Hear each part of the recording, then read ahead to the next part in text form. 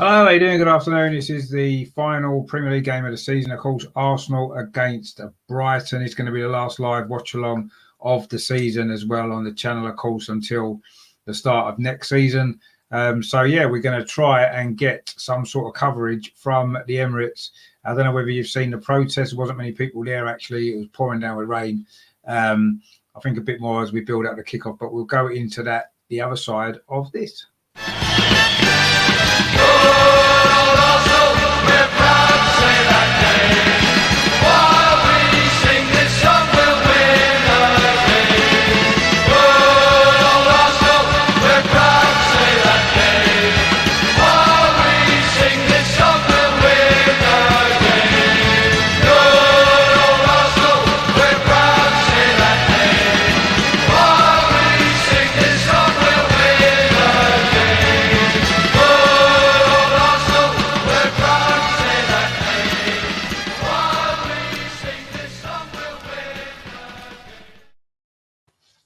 Hello, good afternoon. Welcome to Over and Over and Over Again. This is the live watch along. I say it's going to be Arsenal against Brighton from the Emirates. Of course, the last game of the season. Of course, a win today could see us finish in 7th place above Tottenham and qualify for the European Europa Conference League, which I know isn't ideal, but I guess it's better than not being in it. But anyway, let's see. We all want to finish above Tottenham anyway, don't we, regardless of whether or not we qualify for that European competition or not. So I'll keep you updated with what's going on at Leicester as well, where they're playing. The Arsenal team news is in, and this is how we line up today. So in goal, it is Bernd Leno, as expected. Of course, Matt Ryan can't play against his parent club, so he's not allowed to play today. I don't know if he would have played anyway, if you're honest. Right back is going to be Callum Chambers today.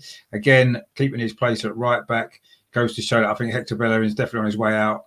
I know he's injured today, but I can't see him playing for Arsenal again. The centre-back partnership today, it is same as the other night, actually. It's Rob Holding, and he is going to be partnered by Gabriel. So again, same as the other night.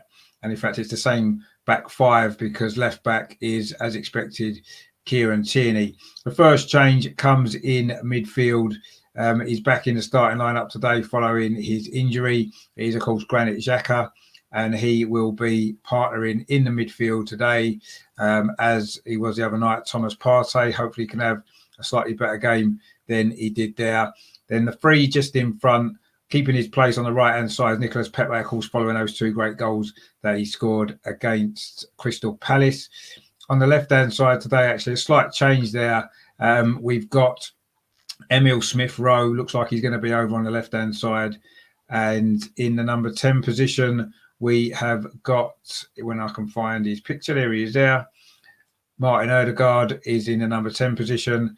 And the centre-forward today, playing through the middle again, it is Captain Pierre-Emerick Aubameyang. So once again, there is no Gabriel Martinelli in the starting lineup, despite him coming on the other night and getting that important goal.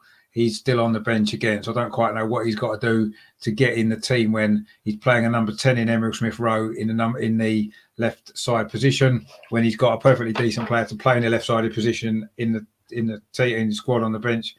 Doesn't make any sense to me, but there you go. That's just my personal opinion. Obviously, Mikel Arteta sees it differently, and you know, at the end of the day, it is what it is, isn't it? So that's the team anyway for today's game.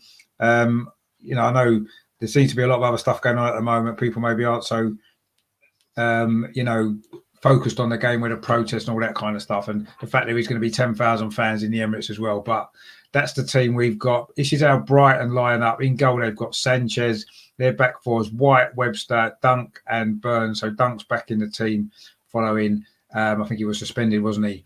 Then in midfield, they've got, it looks like a four is Johannesbach, Gross, Bissouma, of course, the guy that may well be playing at the Emirates next season on a regular basis. And Moda's on the left. And then they've got McAllister playing just behind a false number 9, actually, Trossard. So that's how they end up. Of course, Danny Welbeck is injured, so he won't be facing his former club today.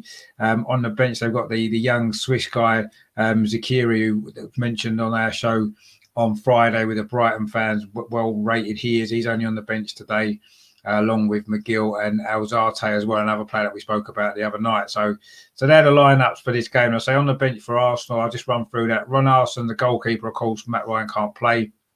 So it's Cedric Suarez, Mari, the two defensive substitutes. You've got El Neni, Ceballos, the two midfield substitutes. Then you've got Saka, Martinelli, and then Nketiah and Lacazette. So that is the lineups for, I say, this final Premier League game of the season. In terms of the protesting, I was watching little bits and pieces earlier on, and there didn't seem to be that many people there, if we're totally honest. I don't know whether or not it's because of the weather, whether it's because people are more focused on being in the pub before the game. I'm not really sure. But yeah, the protest didn't go, there wasn't that many people there. A bit disappointing, if we're totally honest, actually, with that. But anyway, if we want the owners out, then it's not going to work, is it, if nobody actually turns up for the protest? But anyway, there you go. I guess it is what it is. I've just been actually having a little bit of problems trying to find somewhere to stream the game, actually. Actually, we've got a few coming in now, so I might be okay. So we'll see. I'm sure I can get something very, very soon. Obviously, the game's still 15 minutes away anyway, so there's no panic yet with regards to that. Yeah, so in terms of the protesting, I mean, very disappointing turnout, actually. And I know the weather's been bad. It's been raining. But I don't know. It seems that a lot of people want the owners out, or they say they do, but then they'll buy the kit and they'll, not go to the protest. Yes, I wasn't at the protest myself. I do live 300 miles away from London at the moment, so it's a little bit more difficult for me just to go down. If I was closer to London, I would definitely have been there protesting. Unfortunately, it wasn't possible today due to other reasons. I say a 300-mile trip is not easy to throw together on a Sunday, unfortunately. But anyway, I obviously will be at protests when I can, if there is any more, of course, next season. But yeah, I mean, it depends how serious we are about getting the owners out. I would have been there today if I could have been, and I know a lot of people that were there. I've seen a few live streams from there, which were good to see, but unfortunately, not quite enough people really to make that much difference. There is news actually that Josh Kroenke is at the ground today. I don't know how true that is. If he is, apparently he was at London Colney yesterday. He spoke to the players. He spoke to Arteta as well. Hopefully he's told Arteta he needs to buck his ideas up and do better for next season. But it doesn't seem to be, it doesn't look as though they're preparing to sell the club, does it, if this is what's going on? But anyway, we can only do what we can do as fans. If we all come together and protest enough, then there is a possibility that maybe it will force a change. Obviously the bid from Daniel Ek is still on the table, and of course all the other the legends, of course, Bergkamp and that are still wanting to be involved as well. Of course, the other news from Arsenal yesterday, I don't know whether you guys heard, Steve Bold, of course, the under-23s coach, was sacked last night. People were saying it's to do with the poor results that they had, but I think under-23 football's about developing the players. And yes, that they didn't do particularly well last season. Let's not try and pretend otherwise. But he did lose a lot of his better players to the first team squad. Of course, he's been an Arsenal legend, hasn't he? He's been at the club over 30 years. Joined in 1988, of course, from Stoke. Part of that famous back five under George Graham, and then later under Arsene Wenger as well.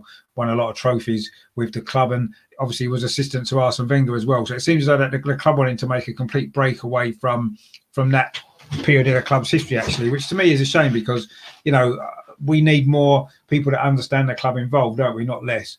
So I feel as though there's other changes as well. The medical guy, the one we got from PSG, apparently was doing a really good job. They've got rid of him as well yesterday, and I think there's going to be other changes as well behind the scenes, which is a little bit it's a little bit of a concern, isn't it, for me? It is, because are the changes going to be the right changes? That's the thing that worries me about it. It's all very well getting rid of people, but who's coming in? Is it going to be people that understand the club? That's what I want to see. You say we seem to be getting rid of people that do, and I don't know. It's a bit concerning what's going on actually behind the scenes at the moment, if we're totally honest. But anyway, let's hope that things aren't going to be as bad as we thought, as we think they might be. And maybe these changes might work for the best. Who knows? Terry's in the chat here. He says, good afternoon, Richard. Yep, how you doing, mate? Thanks for tuning in.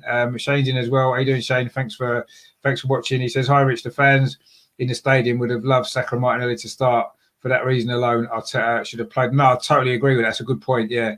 Hope the fans inside will have their voices. So, no, exactly. I think it's important that the protest outside didn't seem to go too well, did it, in terms of numbers? And I suppose the weather probably didn't help. But, the ones inside the ground really need to make their voices known. And, it would have been nice, wouldn't it, for Martinelli? I mean, I can understand maybe why Saka's been rested. He's looked very, very tired, hasn't he, over the last few games, if we're totally honest. And I'm not totally surprised he's been left out the side. But Martinelli should definitely have started this game. He come off the bench the other day, made a big impact with that crucial goal, which has actually put us in with a possibility, hasn't it, of finishing above Tottenham today. So I thought he deserved his opportunity to start. It just seems strange that he's playing two players who are natural number 10s in Odegaard and Smith Rowe.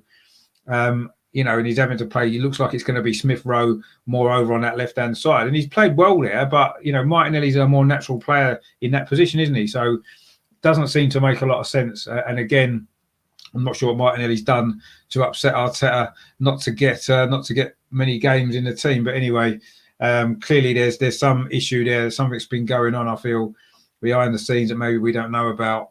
But anyway, I hope that can get sorted, because Martinelli is a great player. And he's certainly going to become an important player for us, isn't he, in the future? So I think it's vital that any issues that there are between him and the manager get sorted out very quickly, because, I think we need him to be playing, and we need him to be contributing to the team, don't we? So, I'm sure he'll come on at some point today, and he might have a similar impact that he did the other night. But, I agree with you, Shane.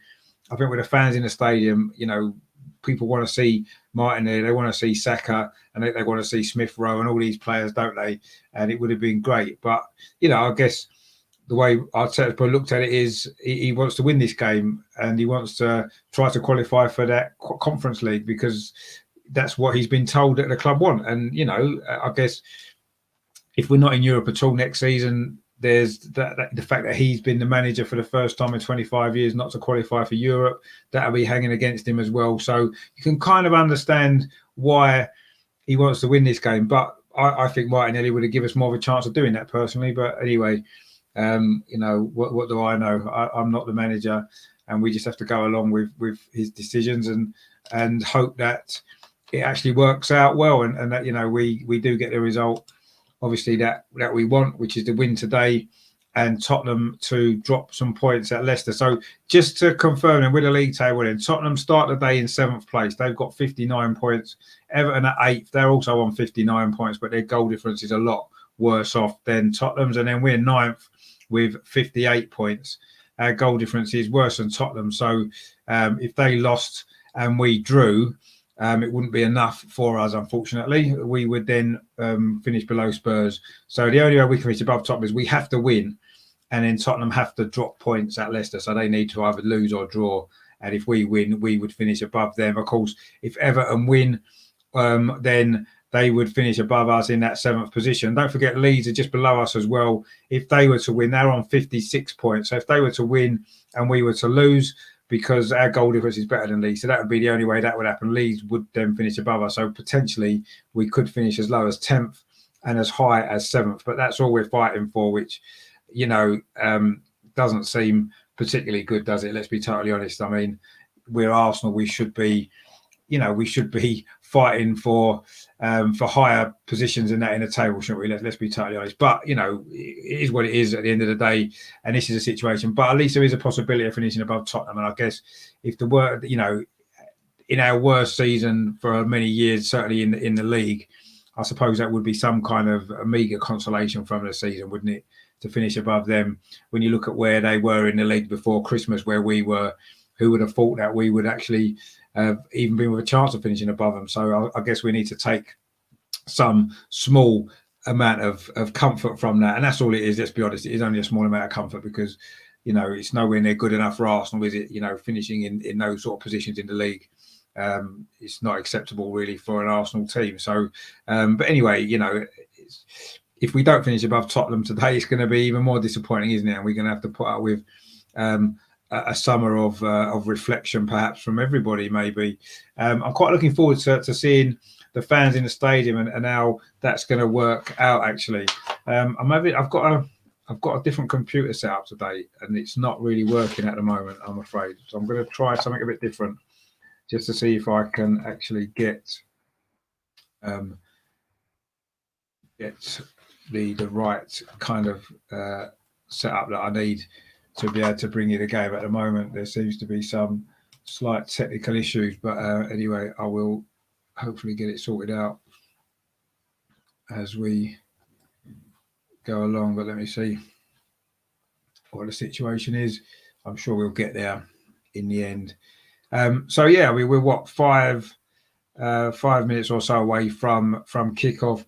I say, if you didn't see any of the protests earlier, there was maybe a couple of hundred people, I would say, probably not a lot more than that.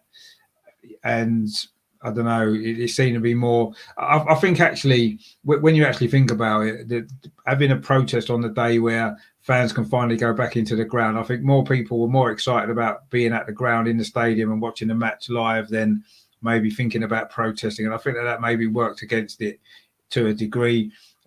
Yes, it shouldn't have done, but ultimately it has. And you can maybe understand that a little bit. You know, it's been a long time since we've been allowed to go to games and stuff like that. And you can maybe understand people are more excited about getting into the ground and watching the game than maybe getting out and supporting the protests. And it may be that the timing of it was probably good for the owners and good for the club, but not maybe good for the fans who, who want a change of ownership. So yeah, that's been a little bit of an issue there maybe today as well, and the weather probably hasn't helped, and everything seems to have conspired against it, if we're totally honest. But anyway, it is what it is. We can't do anything about it now. There were a few more there just before the kickoff, actually, but obviously people want to go in and watch the game, and as much as I understand that, and I kind of if I had a ticket for the game and I could have got down there, I definitely would have probably done the same. So I can understand it, but the protest was important. I just think it wouldn't have hurt people to have got there an hour or so early, 2 hours early, made their point, and then gone into the game and make your point inside the ground. Let's hope that they do inside the ground as well. We'll have to wait and see. Obviously, at the moment, we don't really know if that's going to be the case or not, but we'll soon find out, I'm sure, as time goes on and the game progresses. I don't know whether there's anything special planned for certain times. Maybe a walkout would be good, wouldn't it? There's normally a walkout 5 minutes before half time anyway, generally, isn't there? Queue for the bar. So maybe that's what the plan is. I don't know. But anyway, we'll see how that goes, obviously, as the game gets in progress. And we just say getting countdown to kick off now. I'm having problems actually getting on to anything on the internet at the minute. I don't know whether or not I don't know if it's the weather or there's some other issue going on. And also as well, the usual site that I would stream from doesn't seem to be showing it. So if any of you guys out there watching it have got a stream that you've got working that's got the Arsenal game on, please drop it in the chat, maybe the link, and I will be able to get it up, because at the moment there doesn't seem to be one. I'll keep trying. Once the games start, they might stick one in. But worst case scenario is I have managed to find one for the Leicester Tottenham game. So if the worst case scenario is, I can watch that and keep you updated with that one, and I'll have the score of the Arsenal game going as well. So maybe that might be what I might have to do, certainly initially to begin with, but we'll see. Hopefully I can get the Arsenal game on as well, but we shall see. We haven't quite kicked off yet anyway, so there's no sort of nothing to bring you, no news to bring you on that side of it yet anyway.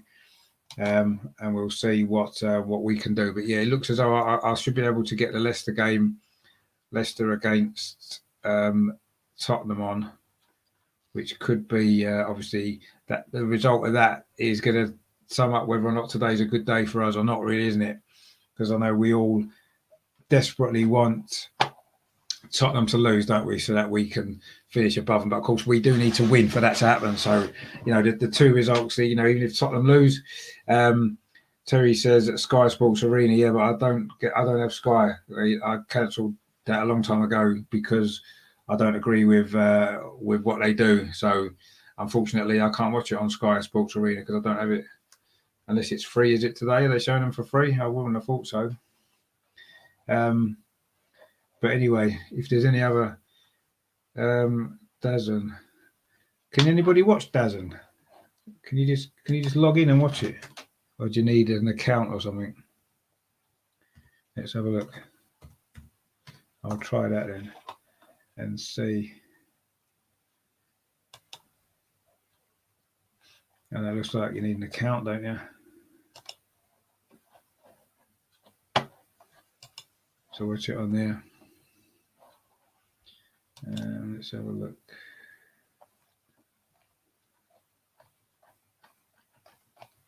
I've never used that before.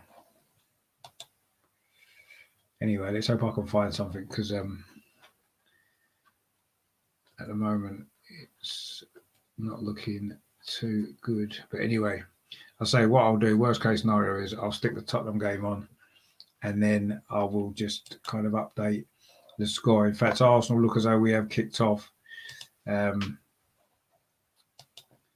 it's 0-0 obviously. Just kicked off at Arsenal, so I'll stick the score on, and then hopefully I can keep that updated. Tracy, sorry, in the chat there said I would take Conference League because it's the only chance to watch mine. Alex says, no, you might be right. You're probably right. Actually, it probably will be the only chance to watch that. Mark C says 4 6 foot plus centre backs in the Brighton lineup. Looks like they are ready to punish us at free kicks. No, exactly. Yeah, I mean they've Graham Potter's got a great record against us, hasn't he? He did mention it the other night. Terry says he's on the fire stick. Yeah, that's probably what I should maybe invest in for next season. Perhaps that might be the way forward for the future of watching football. Maybe next season I'll see. That might be a good idea. I do know a few people that can sort that out, so I might look at that in for next season. Wherever you're watching it at the moment, please give it a like and maybe nip over to YouTube and subscribe to the channel if you haven't done so already. Much appreciated that would be. And at the moment, all the games have kicked off. There's no goals anywhere actually. Unsurprisingly, we've only played a couple of minutes, and it is 0-0 everywhere. So Arsenal obviously at home to Brighton, as we know. Leicester are playing against Tottenham, and the other game that we can maybe look at as well is Man City against Everton, of course, because Everton are in that mix as well. I mean, the ideal solution maybe if we don't want to qualify for the Conference League would be Everton to win against Man City. We beat Brighton, Tottenham lose or draw, so we finish above Tottenham but don't qualify for that Conference League maybe.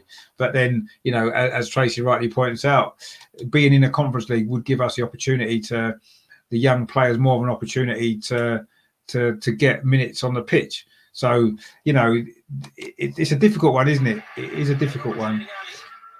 I've got the Tottenham game on anyway at the moment. It's the only one I've managed to find. And that is 0-0 after 3 minutes there. Let's have a look and see if I can get anything else. See if I can get the Arsenal game on, which would be nice as well.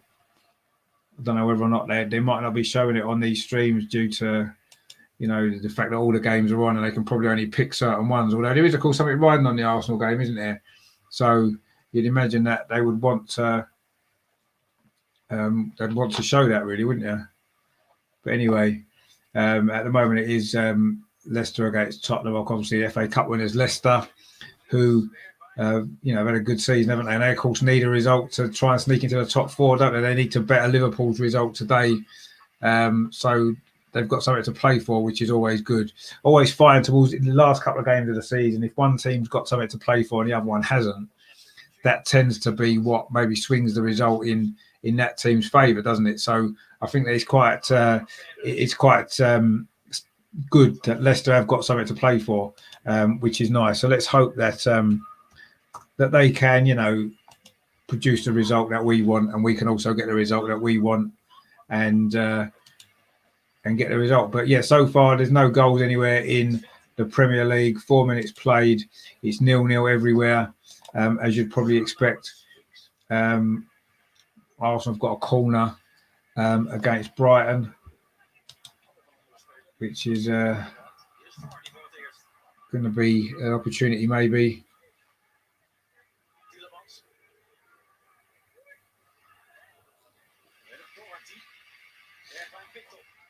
So let's have a look then.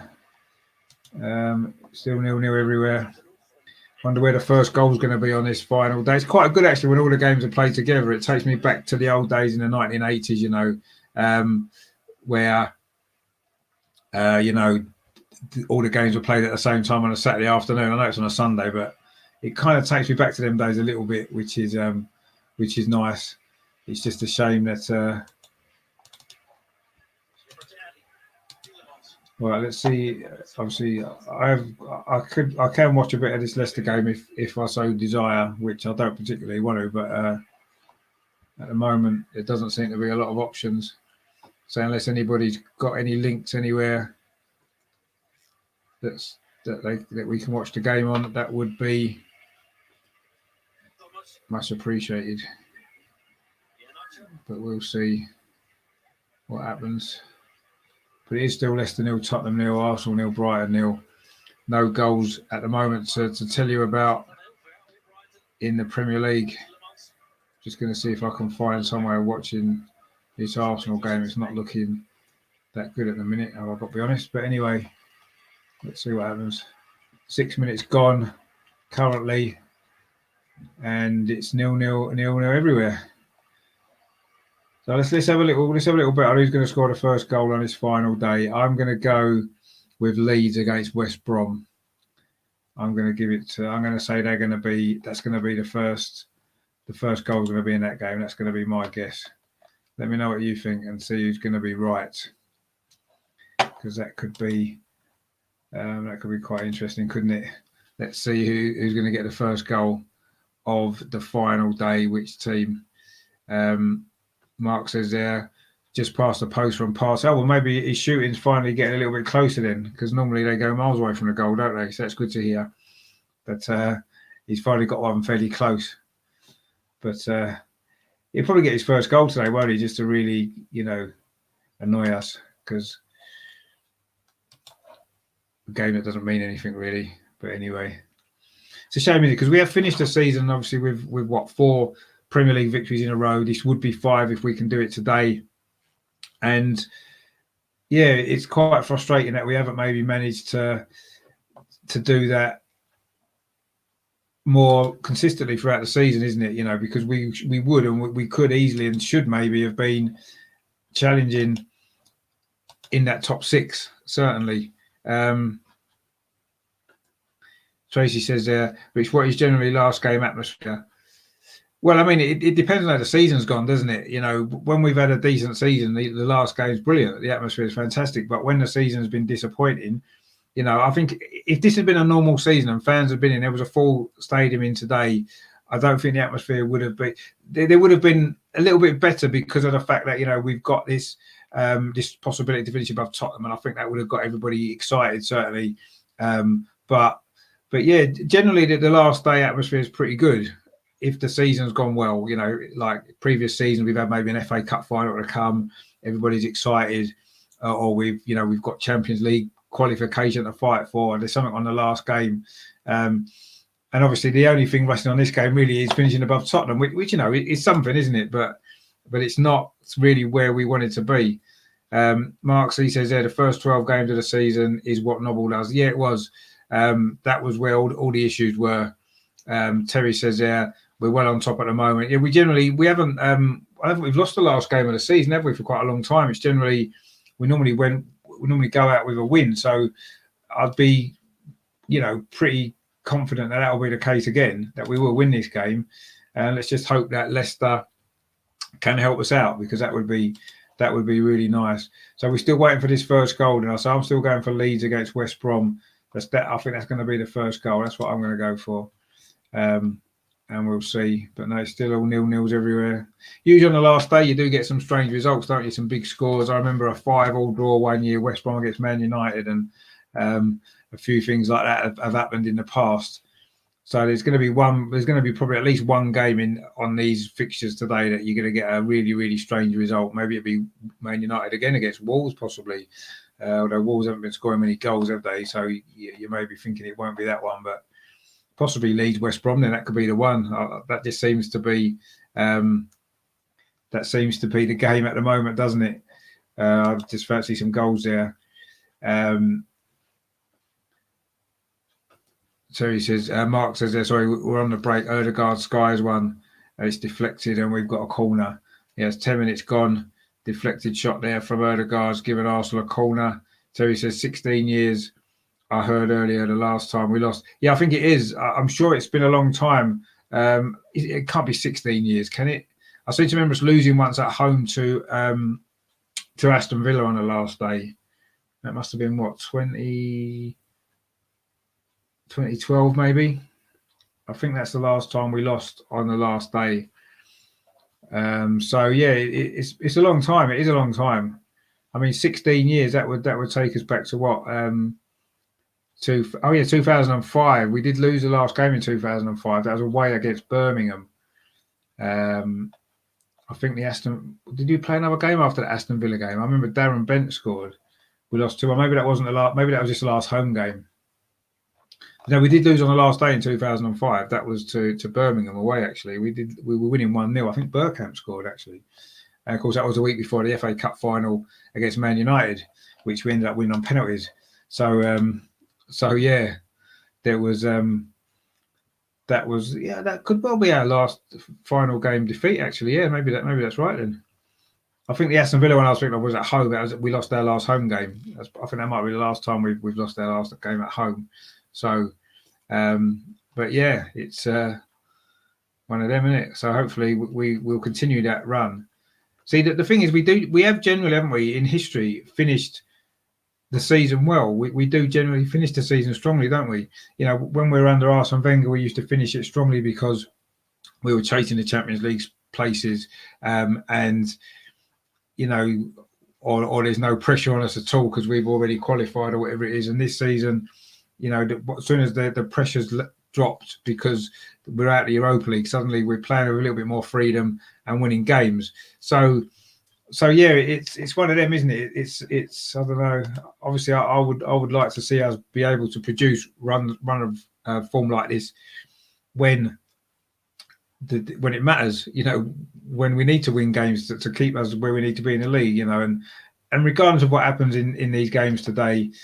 You know, it's been a disappointing season. I don't think we can try and pretend otherwise. It has been a really disappointing season, and it's not been good enough. And things definitely need to change going forward. You know, it definitely does because it's not enough. But anyway, let's hope that things do change next season. We can get a few signings in. Mark C says hope Willock scores today. Yeah, so do I, because it's at the record, wouldn't he? Is that 7? It would be 7 appearances in a row, wouldn't it? That would be nice. Yeah, I'd quite like him to score today. Plus, as well, it would add a little bit more to his value as well, wouldn't it? Of course, Newcastle are playing away at Fulham, already relegated Fulham. A game, of course, that a few weeks ago, I know Newcastle fans were quite worried that might be the crucial game for them. It could have been the game that they needed to win to keep them up, but obviously they've managed to secure their safety a while ago. And it's Fulham, of course, going down with West Brom and Sheffield United. Very, you know, not unexpected, but actually those three are quite a long way adrift, aren't they, in the end? You know, they were clearly the worst 3 teams in the league this season. And unfortunately for them, they're going with, we've got the first goal. The first goal of the day, it's at Manchester City. Manchester City 1, Everton 0. It's Kevin De Bruyne with the goal. 11 minutes in. So that's the first goal today. Oh, there's been another goal as well. And it's at Manchester United. They're winning 1-0 at Wolves. It's Elanga. Never heard of him. Elanga. But anyway, he scored for Manchester United today after 30 minutes. They're the first 2 goals. The 2 Manchester clubs got the goals within a couple of minutes of each other. So Manchester City are winning 1-0, which means that currently we've gone above Everton as things stand. So we're currently sitting 8th. 1 point behind Tottenham, who are currently still 0-0 against Leicester. So we could well finish above Everton at this as things stand.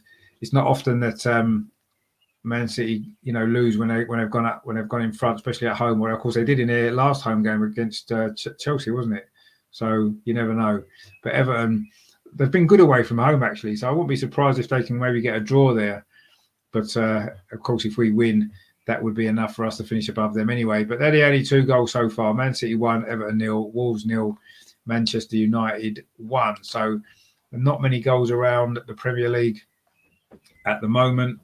And there's no goals in the 2 games that we're worried about, which is, of course, at Arsenal and also for Leicester against Tottenham, of course. Mark Lee says in the chat there, Brighton corner, nothing doing. Yeah, I've just seen that come up. But yeah, it's still 0-0. And Shane says, when's the transfer market open? I'm assuming it must open. Does it open next week, end of May? I'm not 100% sure of the actual date it opens, but I know it's very soon. Obviously, once the season finishes, it tends to be quite quick, doesn't it? Of course, with the Euro starting as well, I think there'll be a few deals done just before the players fly off to the Euros, and then obviously it's going to be quite busy, isn't it? Afterwards, when the Euros is finished, I think you're going to see a lot of players switching clubs after the Euros. Like players that maybe have a good Euros. But actually, there's a penalty at Leicester. So it's to Leicester as well. Jamie Vardy's about to take this. So Leicester have got a chance to go 1-0 up, guys. It's Jamie Vardy with a penalty facing Lloris for Tottenham. Could be a big goal for Leicester as well, actually, in their chase for the top 4. But also a big goal, of course, for us as we look to try and finish above Tottenham. If this goes in, we will be ahead of Tottenham as things stand. Oh, no, we won't. We need to win, don't we? But anyway, let's see what happens with this. There's a penalty to Leicester at the moment. So Jamie Vardy facing Lloris. 17 minutes gone. And he scores. Jamie Vardy scored. Leicester in front. Leicester 1, Tottenham 0. Leicester in their new kit. And they've got the goal in front of their crowd, their fans celebrating. And I'm sure there'll be a few celebrations at the Emirates as well as that goes in. Good penalty, actually. Sent Lloris the wrong way. Slotted into the corner. He's pretty good from the penalty spot, Jamie Vardy, isn't he? And he slotted that one away nice and comfortably to give Leicester the lead.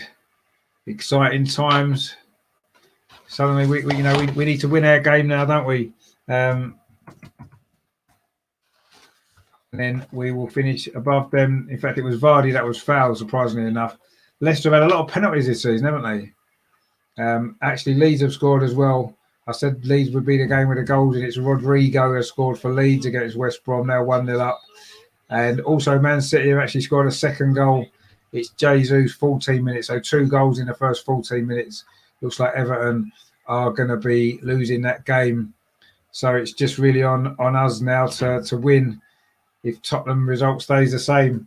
But that was it's a good start from Leicester. So at the moment with Liverpool are currently 0-0 against Crystal Palace as well. So that would actually put Leicester into the top 4. But we'll see. Actually, no, it wouldn't, would it? They'd need Liverpool to lose, don't they? I think. Anyway, it is 1-0 to Leicester, which, of course, is good news for us. Well, it will be if we can score, of course.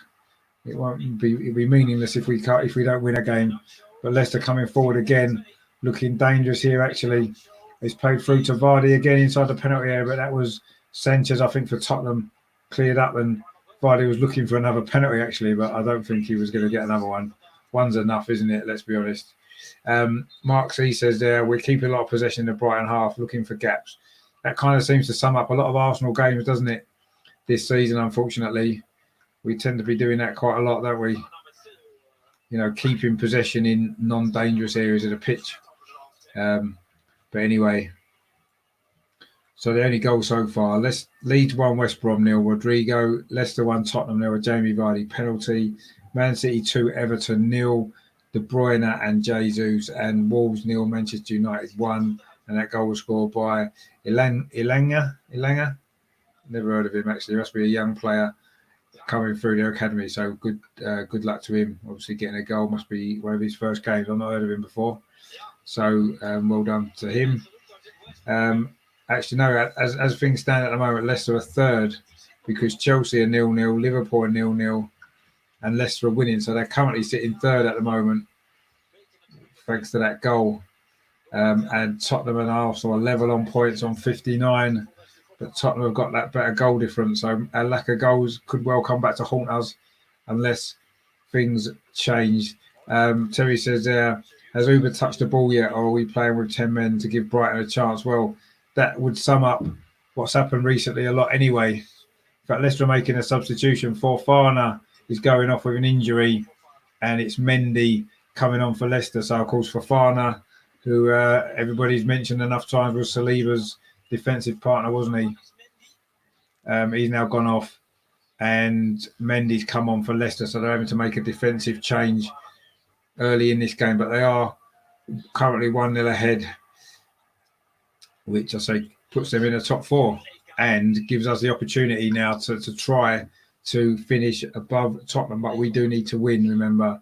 If we don't win this game, then we won't finish above them, because that's just the way that the league table is, and the goal difference and stuff like that. So, yeah, it's not looking good at the moment. But anyway, we'll see. Plenty of time left, obviously, for us to get the goal. But let's remember, Brighton, they haven't lost at the Emirates in the last two visits. And Graham Potter, of course, won on his previous visit with Austin Stats in the Europa League, didn't he, a couple of years ago? So he actually got a really good record at the Emirates.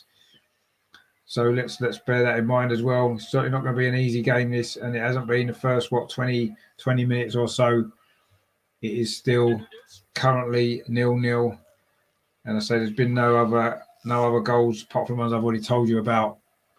So they're all 0-0 apart from Leeds are 1-0 up, Leicester are 1-0 up, Man City 2-0 up, and Man United 1-0 up. So Liverpool at the moment and Chelsea. Well, actually, Chelsea are actually in fourth place. Anyway, Tottenham are coming forward now, looking for an equaliser. Son, inside the penalty area, plays it across the box to Kane, but he's blocked off. But it was Dele Alli there, tried to feed it back through to Kane, but it's gone back to goalkeeper Schmeichel. And Leicester have managed to clear it away, but it is still 1-0 to Leicester. Shane says there, Terry, if this is Uber's last game for us, it doesn't surprise me. He doesn't look happy in our setup. No, he doesn't. He hasn't looked happy in the setup, has he, for a while, if we're totally honest. Is there other issues going on? I'm not really sure. He certainly doesn't appear to be the same player he was. Terry says, well, does just text to say, tell Richard, sorry, I'm out in the chat. Mum's made me take her out. I know that's cool. You know, it's you need to go out as well, don't you?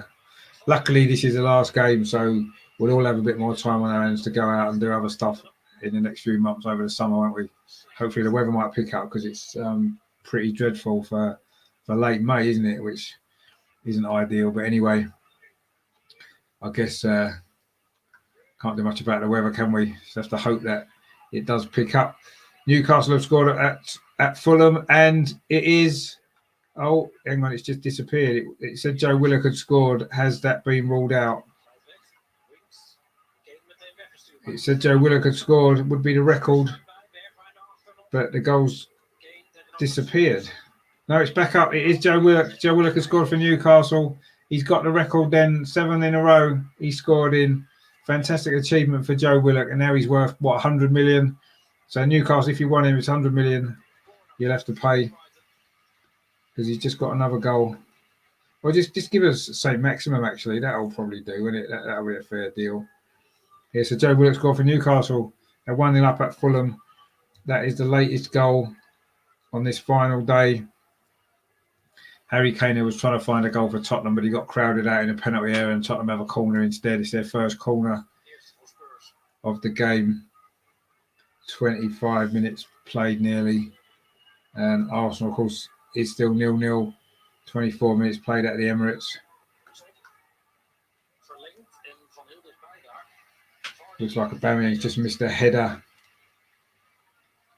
actually, from close range from Erdegaard's cross. Actually, was a corner. Aubameyang's never been noted for his heading ability, has he? And that just kind of proved it there. But yeah, Joe Willock scored. What an absolute fantastic spell he's had at Newcastle, hasn't he, Joe Willock? That was a right-footed shot after 23 minutes. He scored a header the other day. He's scored all sorts of goals for them, isn't he? What a great impact he's had. Fantastic stuff. I've just noticed there that there's more people watching than have liked the video. So if you're watching it, please give it a like. I know, unfortunately, I can't really bring you much coverage of the Arsenal game. But I will keep you updated with everything that's going on across the country on this final day, across the Premier League as well. So it's going to be fun. So if you haven't done so, please give it a like while you're in. And also, so if you haven't subscribed to the channel yet, please do so. Usually I would be covering the Arsenal game. Oh, excuse me. But I'm having trouble getting any coverage, actually. I don't know why. It's just probably because all the games are on at the same time, I'm assuming. Mark says there's a free kick to us on the left-hand side. Hopefully keep us updated, Mark, and we can hopefully give us a goal. Terry says, showing Kroenke at the Mo, looks like you don't want to be there. Now he knows how Arsenal fans feel. We don't want you there either. No, we don't. But I suppose it just seems ironic, doesn't it, that he turns up.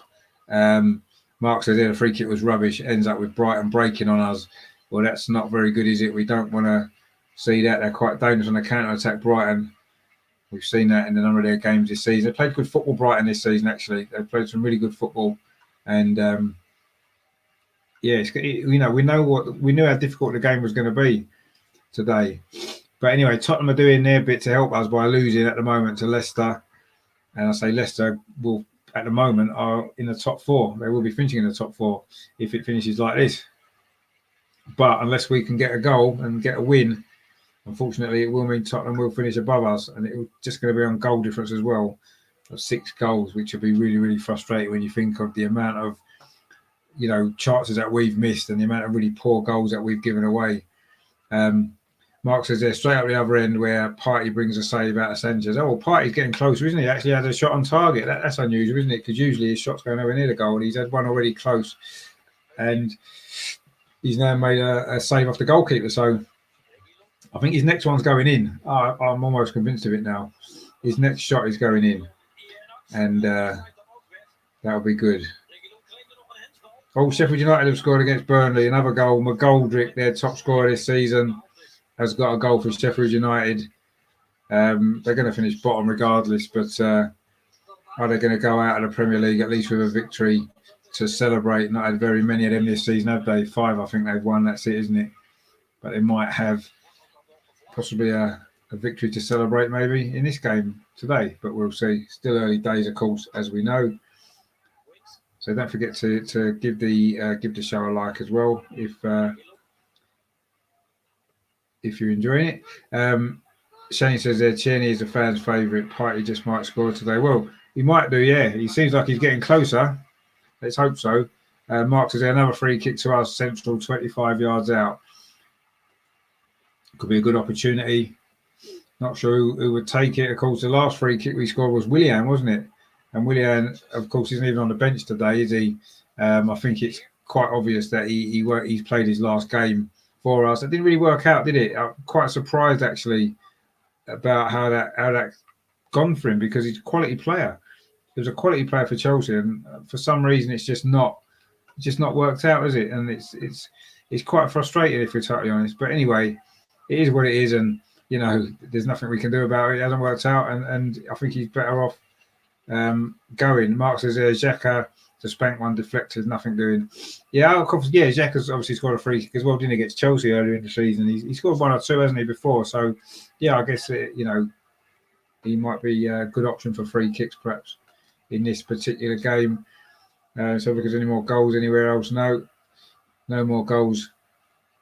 If Man City win today, of course, that means they would have won the league with 86 points, which is an okay total, but it's nowhere near the level, is it, of the last couple of seasons where you've almost had to get 100 points, haven't you, to win the league? So there was an opportunity there this season, wasn't there, for a consistent team to break that dominance Tottenham now, Bergwijn in the penalty areas. Tottenham look for this equaliser, but he's conceded a free kick actually, and Leicester got away with that one.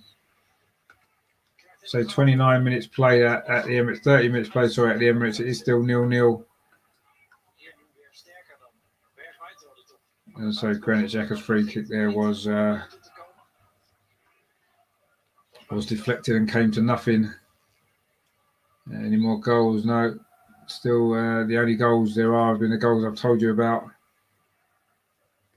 And Phil says, yeah, Willock has scored again. I know, yeah, seven appearances in a row. I think that's a record, which is amazing, isn't it? So he's just put his price up another 10 million. If they want him, they're going to have to pay for him. Let's put it that way. Terry says, I agree, Shane. We're uber unhappy, but how do we get rid of him on his age? And who's going to pay money for the way he's playing? Well, look, I think that form is temporary, isn't it? And class is permanent. We know his goal scoring record, and I do feel, yes, he's not getting any younger, but I still think he's got a couple of decent seasons left in him where he can score a lot of goals. And I do think that there'll be clubs that would want to buy him. It's just the problem is, as you said, you've got his wages. I know you meant wages, didn't you? Sorry, yeah. On his wages, that's the problem, isn't it? There's not going to be many clubs that are going to pay him that sort of money at his age, like you said. I should be plenty of clubs that would want him, but that could be the stumbling block. And I'm not sure he's going to leave anyway, actually. I'm not sure he will. I think Willian is definitely out. Obviously, David Luiz is going as well. Just really want to say, good luck to David Luiz. I know he's talking about going into coaching as well in the future. You can see that he's a natural leader. The players obviously really loved him, didn't they? And I thought he did a decent job, actually. I really did think he did a decent job, in terms of the leadership that he showed, how he helped some of the younger players and his performances as well. Yes, he made a few mistakes. Of course he did. It's going to be expected, isn't it? I don't think there's a defender in the world that hasn't made mistakes. But I think overall he's had a couple of decent seasons at Arsenal. And, I maybe felt we could have maybe offered him another year.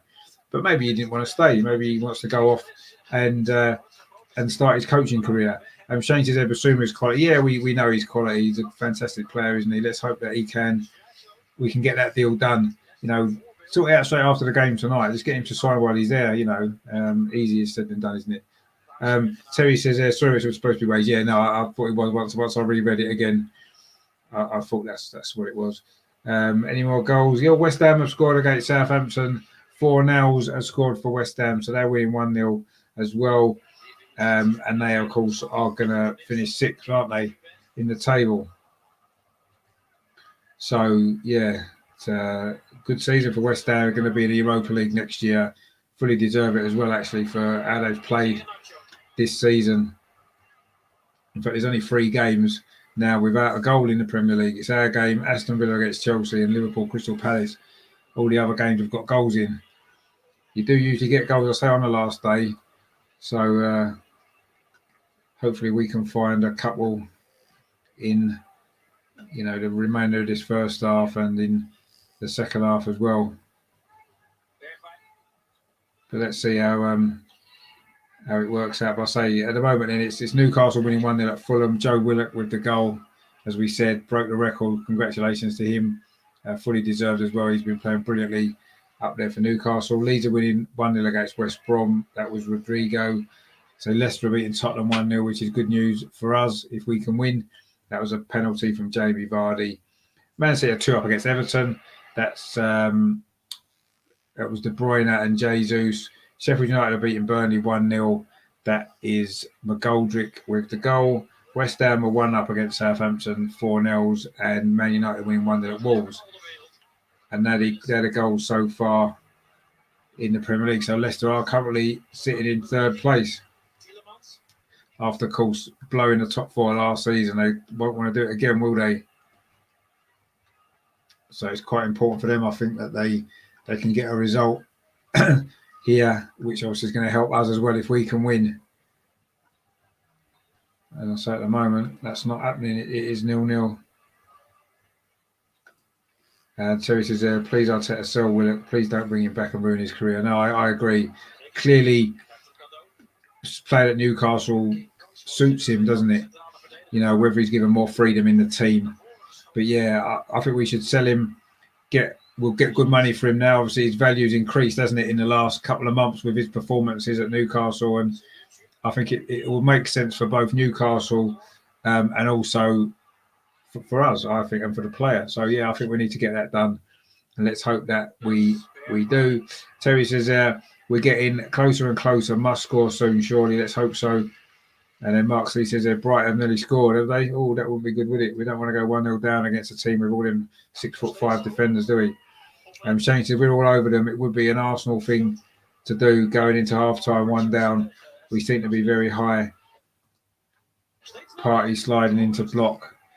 Oh, it seems like Party's having a decent game then, which is about time because he's been very hit and miss, hasn't he, so far? A bit frustrating, actually, I've found. Leicester nearly get a second goal there. It was all Brighton with a long-range effort. Lloris saves pretty comfortably, actually, in the end. So it is still 1-0 to Leicester. West Ham have gone 2-0 up as well. 4-0's got a second, 2 in 3 minutes for him. So West Ham are just cementing their place in the top 6. Just couldn't quite make that top 4, could they? They had a good go at it. Just fell a little bit short there, West Ham. But a great season for them. And they will be playing in the Europa League next season. Of course, where we wanted to be, we wanted to be in the Champions League, but as a minimum, we wanted to be Europa League, didn't we? But unfortunately, it wasn't to be.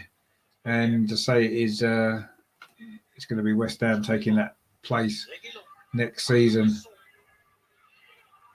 Tottenham now coming back into this game a little bit more, actually. They've got a little bit more pressure on the Leicester goal as we head towards half-time, but they are still 1-0 down, which is good news for us, but only if we win, remember. Tottenham could lose this game unless they lose by about 7 goals. And Tottenham have scored, have they? No, they haven't. Leicester defended it well. Son, they almost set up Kane for what would have been the equaliser. Of course, this could be Kane's last game for Tottenham as well, couldn't it? What a great way for him to go out by finishing us pipping them in the league. And I don't think Son was offside either. Good defending, actually, by Soencho, I think it was. Dele Alli played the ball through to Son. He was on the edge of the 6-yard box with no one near him. He looks as though he may have been offside, but he wasn't because it's a corner to Tottenham. So, yeah, Harry Kane will be desperate to score, won't he, on his last appearance. But let's hope he doesn't. There's been no more goals. So far, the game with the most goals is actually Man City and also West Ham. They both got it's 2-0 in both of those 2 games. Otherwise, it's just 1 goal elsewhere. And I say those 2. Oh, Liverpool have scored. Liverpool have just scored against Crystal Palace. Sadio Mane with the goal. So Liverpool are now 3rd. Leicester are down to 4th. They obviously, Chelsea now would be out of the top 4. Wow. If it finishes like this, Chelsea would have finished 5th, which means if they don't win the Champions League, they will not be in the Champions League next season. So we'll see what happens. Obviously, that they've still got a long way to go. They are away at Aston Villa, which is a tricky fixture anyway. So there's certainly no guarantee they're going to win that game. But they now need to win if the results stay like this, because Leicester and Liverpool are both winning now. So Chelsea need a win or they're outside the top 4. And I say it's 0-0 at Aston Villa for Chelsea at the moment. I say it is 0-0 for Arsenal. In fact, they're the only 2 games without a goal in them at the moment in the Premier League today. So Terry says we need to make Basuma our main priority to sign him ASAP, him and Partey. I said that the other night. I think that'd be a good partnership in midfield. Let's hope we can get it done. I'm not too sure what's the situation with the club. I'm sure that we are going to buy some players. I do feel the Cronkies know they're going to have to spend some money. And even, I'm not convinced that spending money is the answer to our problems, actually. I'm not sure Arteta's the right man to get the most out of the players anyway. But anyway, obviously I'd rather we buy players than not. So let's see what happens. But anyway, so yeah, Liverpool have just taken the lead at home to Crystal Palace. So Liverpool at the moment are in 3rd place. Leicester are 4th. And Chelsea are outside that top 4 in 5th. They need to win now against Aston Villa if these two results stay the same. And obviously, if we do manage to get a goal and get ahead against Brighton, we would go ahead of Tottenham as well. But certainly in terms of possession, Arsenal had 60% to Brighton's 40. Arsenal had 9 shots to Brighton's 2, but only 2 shots of Arsenal's have been on target. We've had 5 corners to Brighton's 1, so it's clear that Arsenal have dominated this game. But we haven't got the goal, and that would sum up the season. A good save from Schmeichel there. Tottenham are coming on strong. Harry Kane's just equalised. It doesn't make a lot of difference in the sense that we still need to win. And if this stays the same and we do win, we would still finish above Tottenham. But they have equalised. Harry Kane with the goal. I mean, to be fair, it's been coming. They've been putting a lot of pressure on Leicester, a lot of corners, and it was a good save actually from Schmeichel just before. Actually, no, it was a deflection. Actually, it fell to Son. Again, it was deflected. It fell to Kane, and he's drilled it in. So, if it is his last game, he's at least gone out scoring 1 goal. But remember, if Tottenham do draw this and we win, we still finish above them. So, let's remember that we've still got to win. Mark C says there, why is it our players are so insistent on passing when they're on the edge of Brighton's box? No one wants to pull the trigger and have a shot. I mean, this has been a problem for Arsenal for years, hasn't it? This isn't just now. It isn't just today. It's been going on for ages. And Shane says there, Tuchel was a football god 2 weeks ago, lose to City, and he might get the chop before Arteta. What he might do. I mean, they lost the FA Cup final. They might well be blowing the top 4 as well today if they don't win. The other results aren't going their way. Although actually now with Leicester drawing, I know even a draw for Leicester still keeps Leicester above. No, it doesn't. A draw is not enough for Leicester, is it? Actually, so Chelsea might get in through the back door then by Leicester drawing. I know actually no, they would still be below Leicester if Leicester draw. No, they wouldn't. No, they wouldn't. Sorry. Hang on, the league table is not updating properly. Well, Wolves have equalised against Man United. It was Nelson Semedo with the goal, 39 minutes. That's 1-1 at Molineux. Wolves against Manchester United as well. There's a few goals flying in actually, just not in our game. But anyway, I suppose there's still time. Now Leicester are still 4th with a draw. And Liverpool are going to be 3rd if they can hold on to that lead they've got against Crystal Palace. So I say the only 2 goals about a game are Arsenal against Brighton and Aston Villa against Chelsea. Remember, Tottenham are drawing, so if we do win, we will finish above them. As things currently stand, Tottenham are 1 point above us. So if we can win, get an extra 2 points, we will finish above them, assuming that Tottenham don't win this game. Leicester are coming back actually at Tottenham now. And hopefully they can get a goal and get back in front. But it's just gone out for a goal kick actually, all Brighton there. Quite like Leicester's new home kit actually.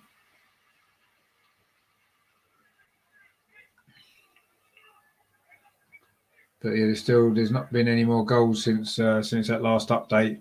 Actually, no, Chelsea are currently 4th. Leicester have dropped out now of the top 4 by conceding that goal. So Chelsea still might get in the top 4 then by default. Mark C says there, sideways, backwards, no good if you don't increase the tempo. No, exactly.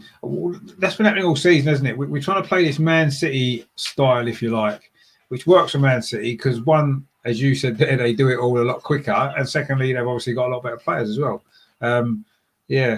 Mark again says we've got a corner. Let's hope we can get a goal because it's much needed at the moment. Well, it was a header off the bar from Gabriel. Well, close for Arsenal to take in the lead just before half-time, but we have got another corner. Seems like we're piling a bit of pressure on here in the closing stages of this first half. Let's hope that we can keep this going, get the goal that we desperately need to finish above Tottenham. The Leicester fans are getting a bit angry now, knowing that they're outside the top 4 as things currently stand. They need to win. Ball over the top to Vardy inside the penalty area. Sanchez came across there with a slide, but Vardy still got the ball. Can Leicester regain the lead? before half time in the last minute of this first half. That was a poor ball actually there from Iheanacho. But is it going to be a corner to Leicester? Vardy again causing a few problems. Leeds have gone 2-0 up. It's Phillips with the goal. Make it 2-0 Leeds 2, West Brom 0. I said that game was going to have the most goals, didn't I? At the moment, it's joint most. So we'll see. Oh, Aston Villa have scored against Chelsea. Traore with the goal. So Leicester are back in the top 4. It's been going backwards and forwards, isn't it, in his first half? Quite excited, actually. Mark says he went out there for a goal kick to Brighton. And is at half-time, is it? 0-0 at half-time, and not great then, really. Yeah, it's half-time at Arsenal. It's 0-0. Aston Villa have just scored against Chelsea. So Leicester have sneaked back in. I know they're still outside on goal difference, actually. So Leicester still need to win. Or is my league table not right? It wasn't right before. Anyway, the fact is Chelsea are losing. The thing with the BBC website is they update the league table as it's playing currently, so you can't see what the table was like before without having to sit and work it all out. But anyway, it looks like Leicester and Chelsea are both on 67 points as things stand, and Chelsea have got a slightly better goal difference, and Liverpool would be on 69 points, slightly ahead. In fact, our game is the only game that's actually half-time. So, and Tottenham are currently in possession. At Leicester, it is 1-1, which of course would be okay for us. It would be okay for us to finish above Tottenham if we win, but we do need to win. And of course, at home we've had some problems, haven't we, in breaking teams down and scoring and winning games. So it's certainly in no way is it guaranteed that we're going to be able to win this game. It's half-time at Leicester as well. So Leicester are doing as much as they can do, maybe, to help us. They're holding Tottenham at the moment. It's not doing their Champions League place any use though, because they are currently sitting outside the top 4, even though Chelsea are losing. So Leicester do need to come out in the second half and get a goal and win.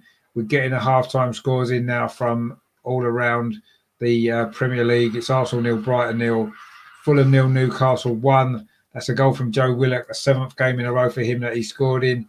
Newcastle 2, West Bromwich Albion 0. That's Rodrigo and Phillips there with the 2 goals. As we say, it's Leicester 1, Tottenham 1, a Vardy penalty, and Harry Kane has equalised there. Liverpool are 1-0 up. That's Sadio Mane against Crystal Palace, which would put them into the Champions League. Manchester City are 2-0 up against Everton, the champions. It's De Bruyne and Jesus with those goals. Sheffield United beating Burnley 1-0. That's a goal from McGoldrick. Well, West Ham are 2-0 up against Southampton. 2 goals from 4-0s. And it's Wolves 1, West Ham 1. Elanga for Manchester United, and then Nelson Semedo has equalised. And that's pretty much how we stand at the moment. In fact, Newcastle, the big climbers actually on the final day at the moment. They've moved up to 13th as things stand. 45 points they'll finish on. Not bad, is it, really, when you look at the problems that they were having? They've certainly finished the season well. Joe Willock's been a big, massive part of that as well, hasn't he? So, yeah, they're your half-time scores. And unfortunately, the half-time score at the Emirates is Arsenal 0, Brighton 0. Senators there, seen a few ground staff will leave this. So, yeah, background. You're right. Yeah, hopefully the set-piece coach will go with them. Exactly, yeah. Surely the set-piece coach has got to be one of our worst appointments of all time, hasn't he? Says Brighton and their goalkeeper are leading a charmed life at the moment. Well, yeah, it seems like it, but unfortunately, what can you do? Terry says, well done, Richard, considering that you've got the Spurs game and we're keeping the commentary going. Great job, mate. Subscribe and like, buddy. Yeah, no, please do so. Yeah, if you haven't. So there's more watching than of like. So please give it a like if you haven't done so. I'm doing my best to try to keep things going. As I couldn't get any coverage of the Arsenal game. I don't know if I'll be able to in the second half, but you guys are doing really well for me. So thank you very much for your updates. Actually, Man United have just retaken the lead at Wolves right on in stoppage time at the end of the first half. It was one matter with that goal. So there was just a late goal there, just in the final stages of the half there, which means Man United are going to finish second anyway, aren't they? But that just would seal that for them. So yeah, the half time: Arsenal 0, Brighton 0, Villa 1, Chelsea 0, Fulham 0, Newcastle 1, Leeds 2, West Brom 0, Leicester 1, Tottenham 1. Liverpool and Crystal Palace are still playing. It is 1-0 to Liverpool. Man City at half time 2-0 up against Everton. Sheffield United 1, Burnley 0, West Ham 2, Southampton 0, and it's Wolves 1, Man United 2. Although I do believe that they're still playing now in stoppage time.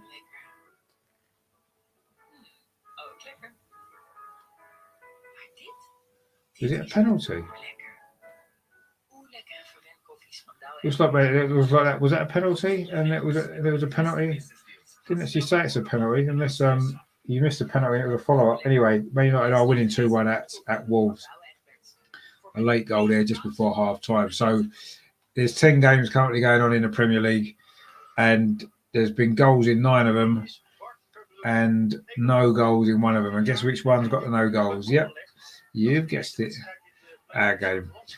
Anyway, I'm sure there'll be goals in the second half. We need to win now, don't we, to get above, to finish above Tottenham, who are currently drawing at Leicester. Of course, Leicester need to win that game, don't they, to finish in the top 4, because as things stand, they're going to finish 5th by the narrowest of margins. It'll be just 2 goals.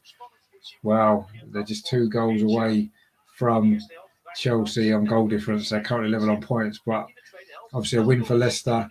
Unless, of course, Aston Villa were to score a couple more goals in the second half, that would help Leicester, wouldn't it? They might still get in if this stays at 1-1. But anyway, at the moment, that's the way it stands. But it's half-time at Man United now. It is 2-1. Wolves, it is 2-1 to Manchester United there. And we finished the half. So it's half-time everywhere on this final day. Been a little bit of drama going on, isn't there? A few things have still got to be decided. That final top 4 place, or the final 2 out of Leicester, Chelsea, Liverpool, and Leicester are going to get there. Liverpool and Chelsea currently occupy those 2 spaces, but it's very close. Another goal for Leicester would put Leicester right back in it. And of course, if Crystal Palace can find an equaliser against Liverpool on Roy Hodgson's final game as well. So, and obviously at the moment with Tottenham drawing, we need a win to go above them, don't we? So let's hope the second half can bring the goals that we need, and possibly another goal for Leicester as well. It'd be funny, wouldn't it, if Leicester make the top 4 and Chelsea miss out, and then we finish above Tottenham. That would make it quite a good last day, wouldn't it, all in all? Would it make up for the absolute disaster of a season that we've had? Absolutely not. But anyway, Mark C says Willock joins Shearer as the only Newcastle player scoring 7 consecutive. Yeah, exactly. Yeah, I was equal the record, as he. I thought he equalled it last week. But anyway, let's hope he can score in the first game next season when he signed for him and beat the record. But I'm sure Shearer will be making sure he doesn't sign, because Shearer doesn't like his records getting broken, does he? Mark C says he runs from at least 15 yards in Newcastle's half. Yeah, he's doing well for them, isn't he? We can't deny that. He's having a brilliant spell, and fair play to him. He deserves it as well, doesn't he? I just don't feel as though he's had plenty of opportunities at Arsenal. And is it him? Is it to do with the fact that the system doesn't suit him? I never quite felt he played that well under Unai Emery before either, actually, if we're honest. Or even I think he made his debut under Arsene Wenger, actually, didn't he? But anyway, let's have a look and see if I can find some more streaming sites somewhere. Let's see if I can maybe get it, because it would be nice to at least watch a bit of the second half.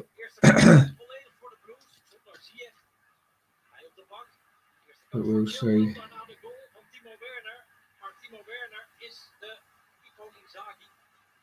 But no, it doesn't look like I'm going to get too much further in the second half. What I'm going to do is I am going to go and get a cup of tea. I think I deserve a cup of tea after that. And I will be back for the second half. And we've got Rahul in the chat here, he says, "Hey man, how are you? Join the stream after quite a long time." No, yeah, it's good to see you back. So hopefully we can win this game in the second half and get above Tottenham, but we'll see. Still a long time to go yet. And Mark says, "Ideal to sit on our bench next season." Well, yeah, that's what he'd end up doing, wouldn't he? If he even made the bench, because he didn't make the bench much in the Premier League, did he?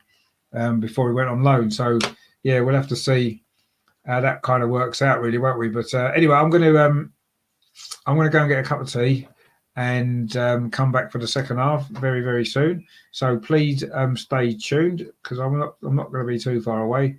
I just need to get a drink, and then we can crack on, and I will see you guys again in about 5 minutes for the second half.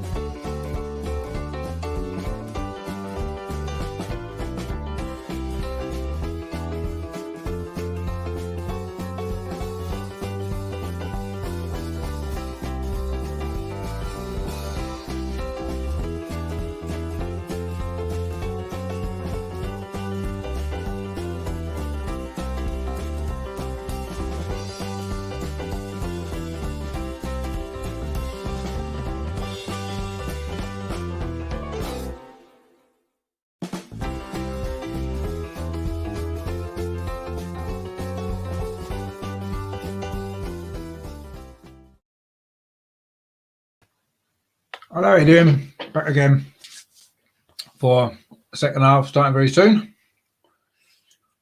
Let's see if we can get this win that we need, and hopefully Tottenham can not win their game, and that'll be a good, as good an end to the season as we could hope for, really, in the circumstances, wouldn't it? I guess. But gonna have a few rich tea biscuits with me cup of tea. Why not? Treat myself. It's been a bit of a shit day so far.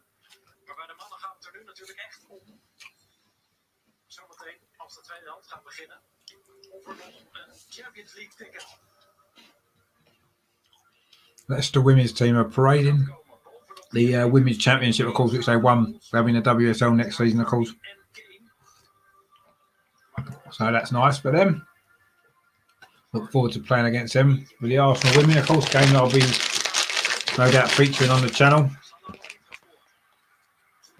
next season as well. I'll be covering the Arsenal women, of course, as well, as I did this season. I really enjoyed it this season.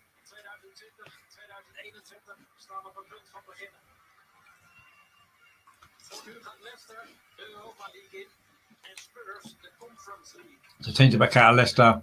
We've kicked off again at the Emirates. 0-0 is still the score. And let's see what the second half brings. Hopefully some goals. Because that's what we need. We need a few goals. Win this game and finish above Tottenham, and then at least we can celebrate something.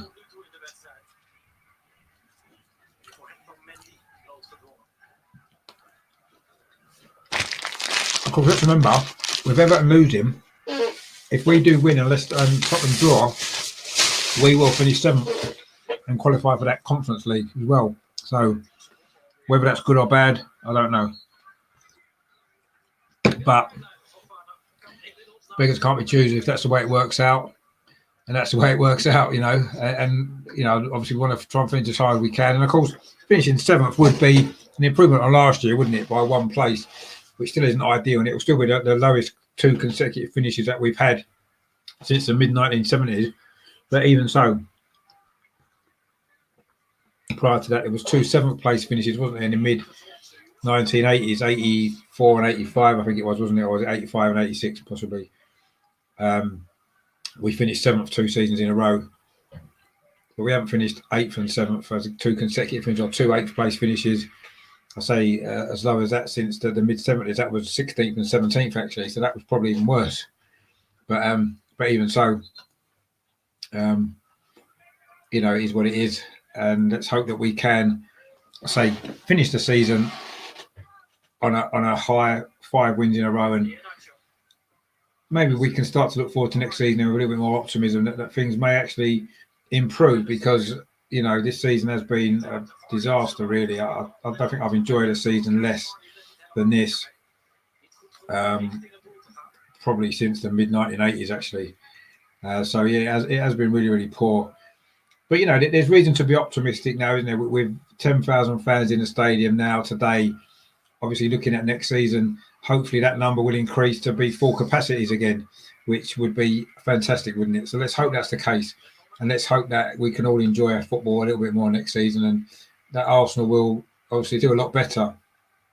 And I think that's the key as well, isn't it? At the end of the day, the enjoyment of football, certainly from my point of view, tends to come down to how well Arsenal are doing a lot of the time. If Arsenal are doing well, playing well, then you know it's easier to enjoy the football more, isn't it, than when that's not the case. So yeah, let's hope that let's hope that we can.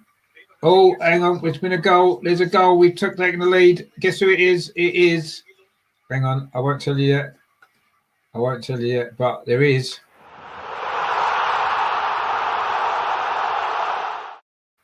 So we're going above Tottenham at the moment, and your goal scorer, the goal scorer of the opening goal in this game, the goal that currently puts us above Tottenham, is scored by Nicolas Pepe, giving Arsenal the lead. 49th minute of this game. I will just update the score for you. Important news from the Emirates Stadium. And that's the score now. It's Arsenal 1, Brighton 0. Nicolas Pepe with the goal. 1-0 there, says Mark. Indeed, it is. 49th minute there. Nicolas Pepe with the goal. He's certainly finishing in good form. That's his 15th goal of the season as well. The right-footed shot from the centre of the penalty area to the bottom right-hand corner. It was Callum Chambers who put the cross in. So another assist for Callum Chambers. Absolutely fantastic there for Arsenal. In fact, Brighton made a substitution at half-time. They made two, actually. Connolly and Lallana have come on for Trossard and Jahanbakhsh. So a slightly different formation and shape for Brighton, but it hasn't really paid off in these early stages of the second half because we have got the goal, what could be a very, very important goal as well. Terry says Pepe, indeed it was Pepe. Mark says good build-up play. Xhaka out to Chambers. His crossing picked up by Pepe. Good first touch. Set himself to slam it in. He's certainly finishing the season in good form, Pepe, isn't he? I think we all accept he's been a frustrating player so far for Arsenal in his 2 seasons, but certainly his form over the last couple of months has been really, really good. And he's scored a lot of goals. 15 goals for the season is a good effort. Yes, 6 in the Europa League, but even so, you know, he's done well this season, and we need to give him credit. You know, he's been a frustrating player, but he's finally getting some consistent end product. Mark C says, bloody hell, Brighton came close to pulling one back. Get ourselves in front and then concede a soft goal to let them equalise, but hopefully that won't be the case. But anyway, let's hope that we can hang on to this. So currently we're 7th. We've gone above Tottenham. First time we've been above Tottenham. Oh, actually, no, we were briefly above Tottenham when they went behind and we were drawing. No, we wouldn't have done, would we? This is the first time we've gone above Tottenham today, thanks to that goal from Nicolas Pepe. So there's still 40 minutes to play, though. Let's not get too excited. But as things stand, we are currently in 7th place, and we are currently going to finish 7th. Frustratingly, 4 points off of the top 6 behind West Ham. You think how many points we've dropped from good positions this season. Oh, it's a penalty. It's a penalty to Leicester again. Leicester have got another penalty. Things are definitely going our way. Again, it was Vardy brought down. Again, it was Sanchez this time. It's brought him down. Leicester have got another penalty. Vardy got him behind. Very clumsy challenge that was by Sanchez, actually. Vardy's gone down. There was contact. You know what Vardy's like. He goes down quite easily. But this is good news for Arsenal. Another penalty for Leicester. It's good news for Leicester as well because they'll be qualifying for the Champions League. Tracy said there, Pepe play a lot better since Bellerin dropped behind. And that's a good point, actually. Yeah, that could be the reason. That could well be the reason. Actually, it's gone to VAR, this penalty, because they think it might be outside the box. I think it's in. So let's see what happens. Mark says there, Connolly dives in the box trying to win a penalty. And Terry says, good shout by Tracy. It is a penalty to Leicester. It's a penalty to Leicester, guys. Their second penalty of the afternoon. This for them to regain the lead and give us a little bit more breathing space as well. And it would actually put Leicester back into the top 4. So it's Vardy again against Lloris.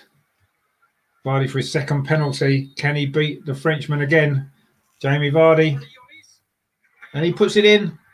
Lloris doesn't really move. Lloris stood still. Vardy put it in a corner. Leicester are leading. Arsenal are leading.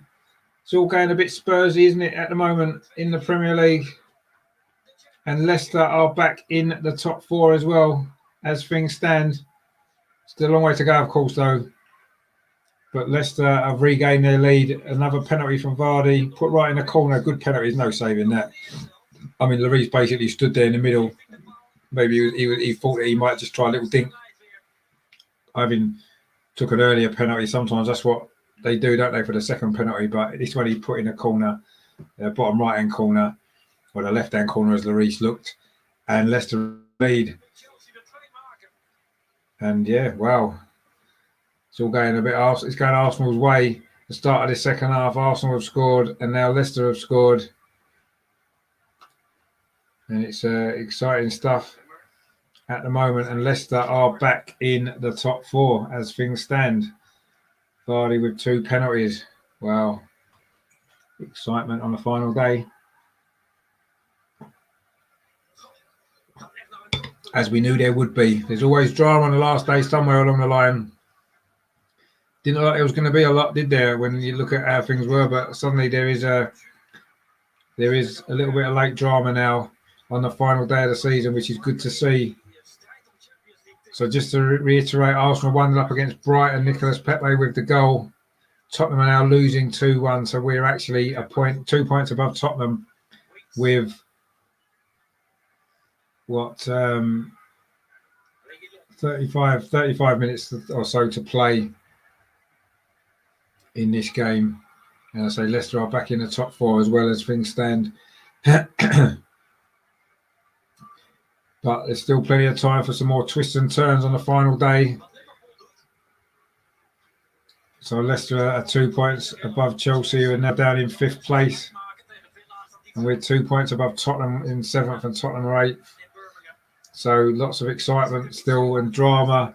Tottenham have now got a corner at Leicester as well, but it's not a very good corner actually, and Leicester can clear it away. Yeah, lots of drama going on this final day of the season. But Arsenal are currently, as we said, 1-0 up. So Tottenham now to overtake us, if things stand, they would need 2 goals because Tottenham would need to win. Mark says again, and that was from earlier, sorry. Nearly pull one back. That was, of course, straight after we scored. That was an earlier comment. The comments just got muddled up there, but that's fine. But yeah, so it's going to be quite a tense, nervy last half an hour, 35 minutes or so, isn't it, to the season? Very nervy, but let's see how it goes. So the only 2 goals actually of the second half so far was our goal against Brighton for Nicolas Pepe and Leicester's penalty there for Vardy. All the other scores remain as they were at half-time. Looks like Villa have scored a second goal. The Leicester fans are getting excited. So I think Villa have scored again. And I think it's El Ghazi with the goal. It's a penalty for Aston Villa as well. El Ghazi with the goal there.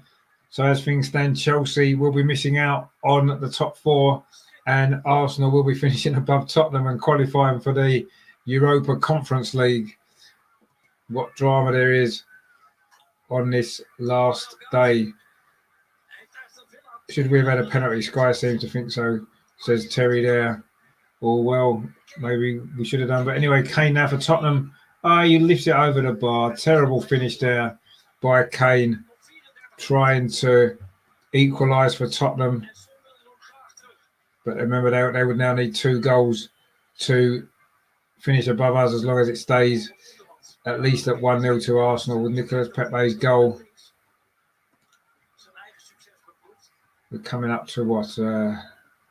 Let's just have a look. We're coming up to the 60th minute in at the Emirates. Man City have scored a 3rd goal, so that means we're definitely going to be finishing above Everton. It's Phil Foden with a 3rd goal for Manchester City. Great season that he's had, of course. He's definitely going to be going to the Euros, isn't he? I'm pretty sure about that. So that's the other goal in the second half then. Man City finishing in style, as you expected them to do. And Everton are going to probably finish 10th because Leeds are going to go above them, actually, because Leeds are beating West Brom 2-0. So, interesting stuff there. Everton could actually finish 10th. Remember, they were top of the league, and then they looked almost certain to finish in the top 4. And they fell away badly, haven't they, actually? Everton over the last couple of months of the season. Shane says there, Kroenke out has been heard in the stadium. Fair play to them fans. Exactly, if it has, that's brilliant news. Good. Of course, Josh is in the stadium as well, apparently, we've heard. So, hopefully he hears that, and not that it's going to necessarily make himself. But Leicester have got 3rd. If they know it's a save from Lloris. Iheanacho burst into the box there. Good play, actually, from the Nigerian he poked a shot through the legs of the defender, but Lloris got there. Good save, actually, to be fair, by Lloris. And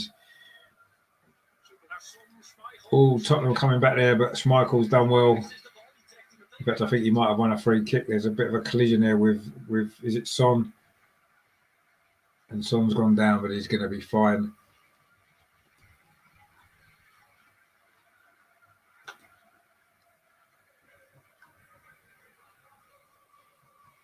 And yeah.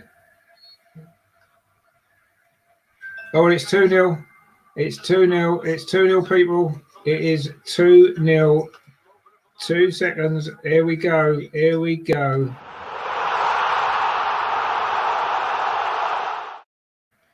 And the goal scorer of the second goal for Arsenal today against Brighton, it is Nicolas Pepe again. What a finish to the season he's had. Fantastic stuff from Nicolas Pepe. He's got the second goal as well. 2 goals for Arsenal, 2 goals for Nicolas Pepe.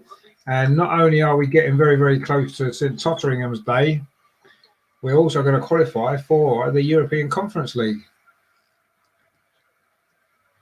And Mark says it's 2-0 there. Slide rule pass from ESR.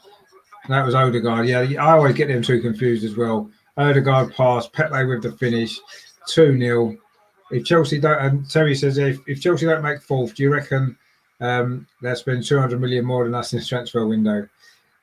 Mark says there through the legs of Dunk. So brilliant stuff there. Odegaard with the assist. And that was a left foot shot through Dunk's legs and beyond the goalkeeper Sanchez. And it is 2-0 to Arsenal, 2-0 to Aston Villa, 2-1 to Leicester. Let's remember, at this moment in time, Arsenal are finishing 7th above Tottenham. Tottenham now need 2 goals, or St Totteringham's Day is now coming closer and closer. There's half an hour left in this game. Tottenham need to score twice to deny us St Totteringham's Day. The first St Totteringham's Day since 2016, let's remember. But there is still half an hour to go. Let's not get too excited yet. The last thing we need is to get carried away and then it comes back to haunt us. But it's 2-0. And Terry says, same as Pepe second at Palace. Yeah, and he's on fire at the minute, Pepe, isn't he? You know, maybe that the signs could be looking good for next season. You know, I say 15 goals now this season is 16 actually, isn't it? 16. What a brilliant total that is, and he's has had a good finish to the season. Frustrating still at times, but he's got the goals, and I guess that's you know, that was the one thing maybe lacking from his game. You know, it was enough goals, and he's improved that this year. You know, 16 goals. He's actually scored more than Aubameyang. Let's just remember that he scored more than Aubameyang this season. So I think that's important to notice that. But Leicester making the sub. Maddison's going off for, I'll tell you in a minute.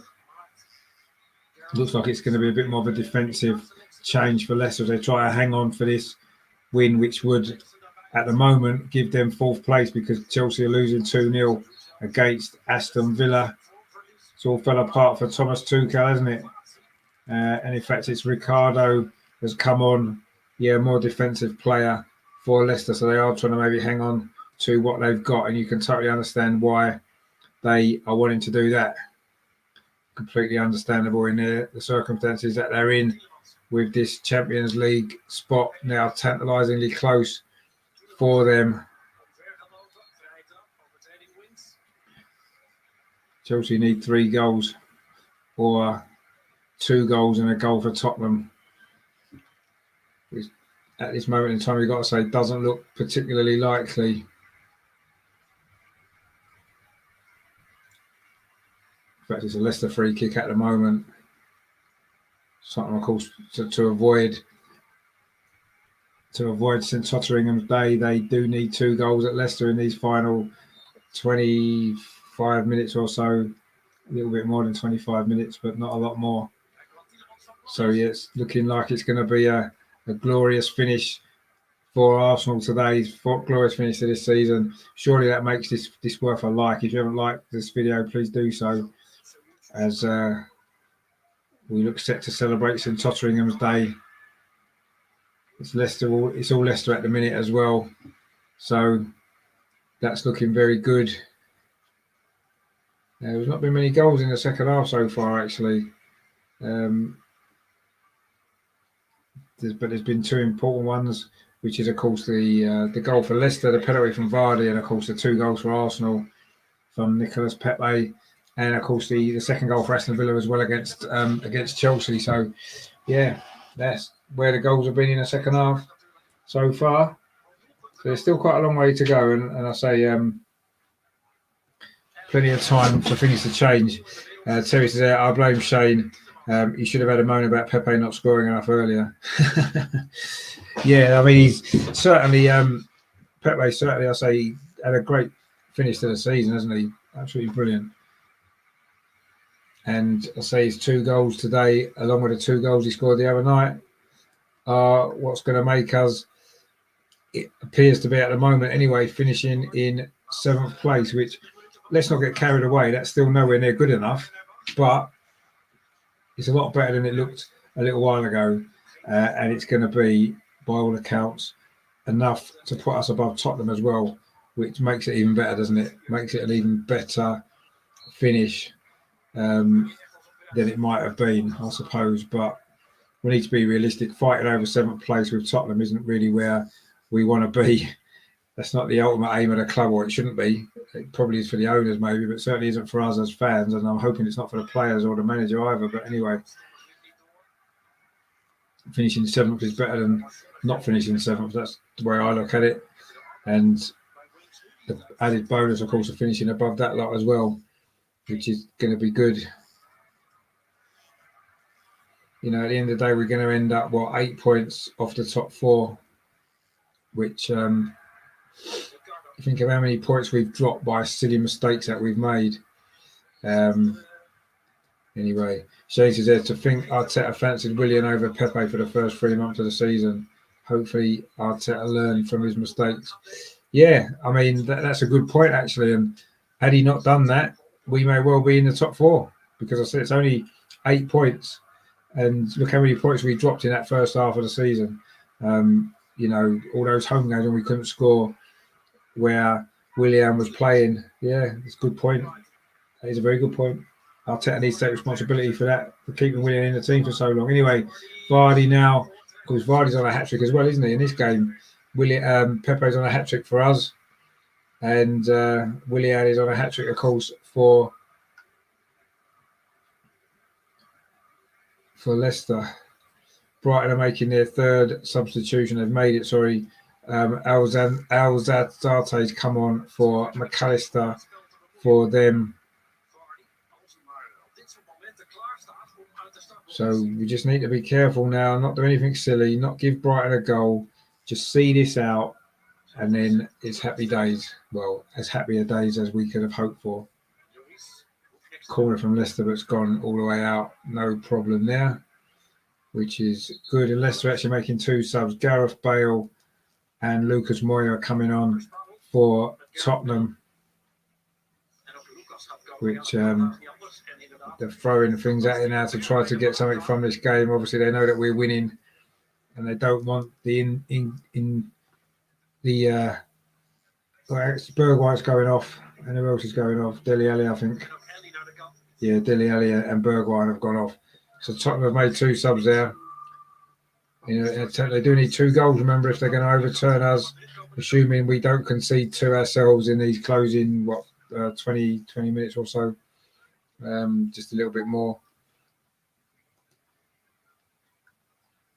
So just to remind us, Arsenal 2, Brighton 0, Leicester 2, Tottenham 1. And if you haven't liked the video, please do so. Again, there's more people watching than have liked it, so please like it. I'm sorry I haven't been able to give you as much coverage of the Arsenal game as I would have liked. Unfortunately, that's down to couldn't get a stream of it. But anyway, I'm sure we're having fun, aren't we? Anyway, which is the main thing. and the results of the two games that we were concerned about are going our way, which is, I suppose, ultimately the main thing, isn't it? So good stuff indeed. But anyway, see if there's been any more goals. I'll just update you if there has. No, we're still as we were.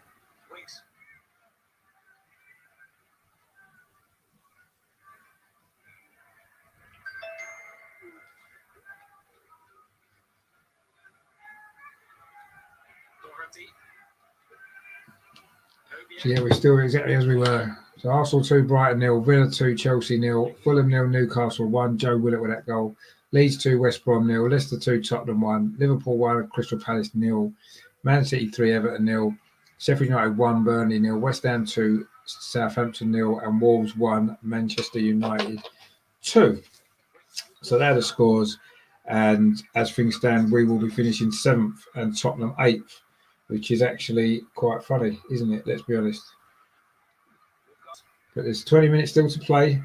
Mark says Saka's coming on. Good news indeed. Like to see Martinelli get a run as well in the closing stages of this game. We'll see how that plays out.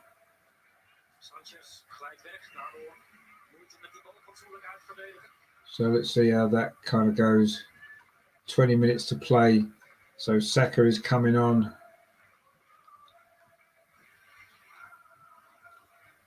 Who do we think's going off? Who's going off, do we think? Maybe it might be Smith Rowe, I would guess. Or maybe Erdegaard. Perhaps, and then Smith Rowe can drop into number 10 maybe. But I would guess that would probably be... There's no way he's going to bring Pepe off, is he, when he's on a hat-trick? You wouldn't imagine anyway. That would give him the ump, wouldn't it? But there's been no more goals anywhere else along the Premier League. Actually, the second half's been pretty quiet for goals, hasn't it? To be honest. But quite often you do get late goals, don't you? The last 10 minutes games open up a lot more. So maybe we'll see a flurry of late goals. Hopefully they'll all be the way that we want them to be, which is at the minute fantastic because it means Chelsea miss out on the Champions League and we are going to finish above Tottenham.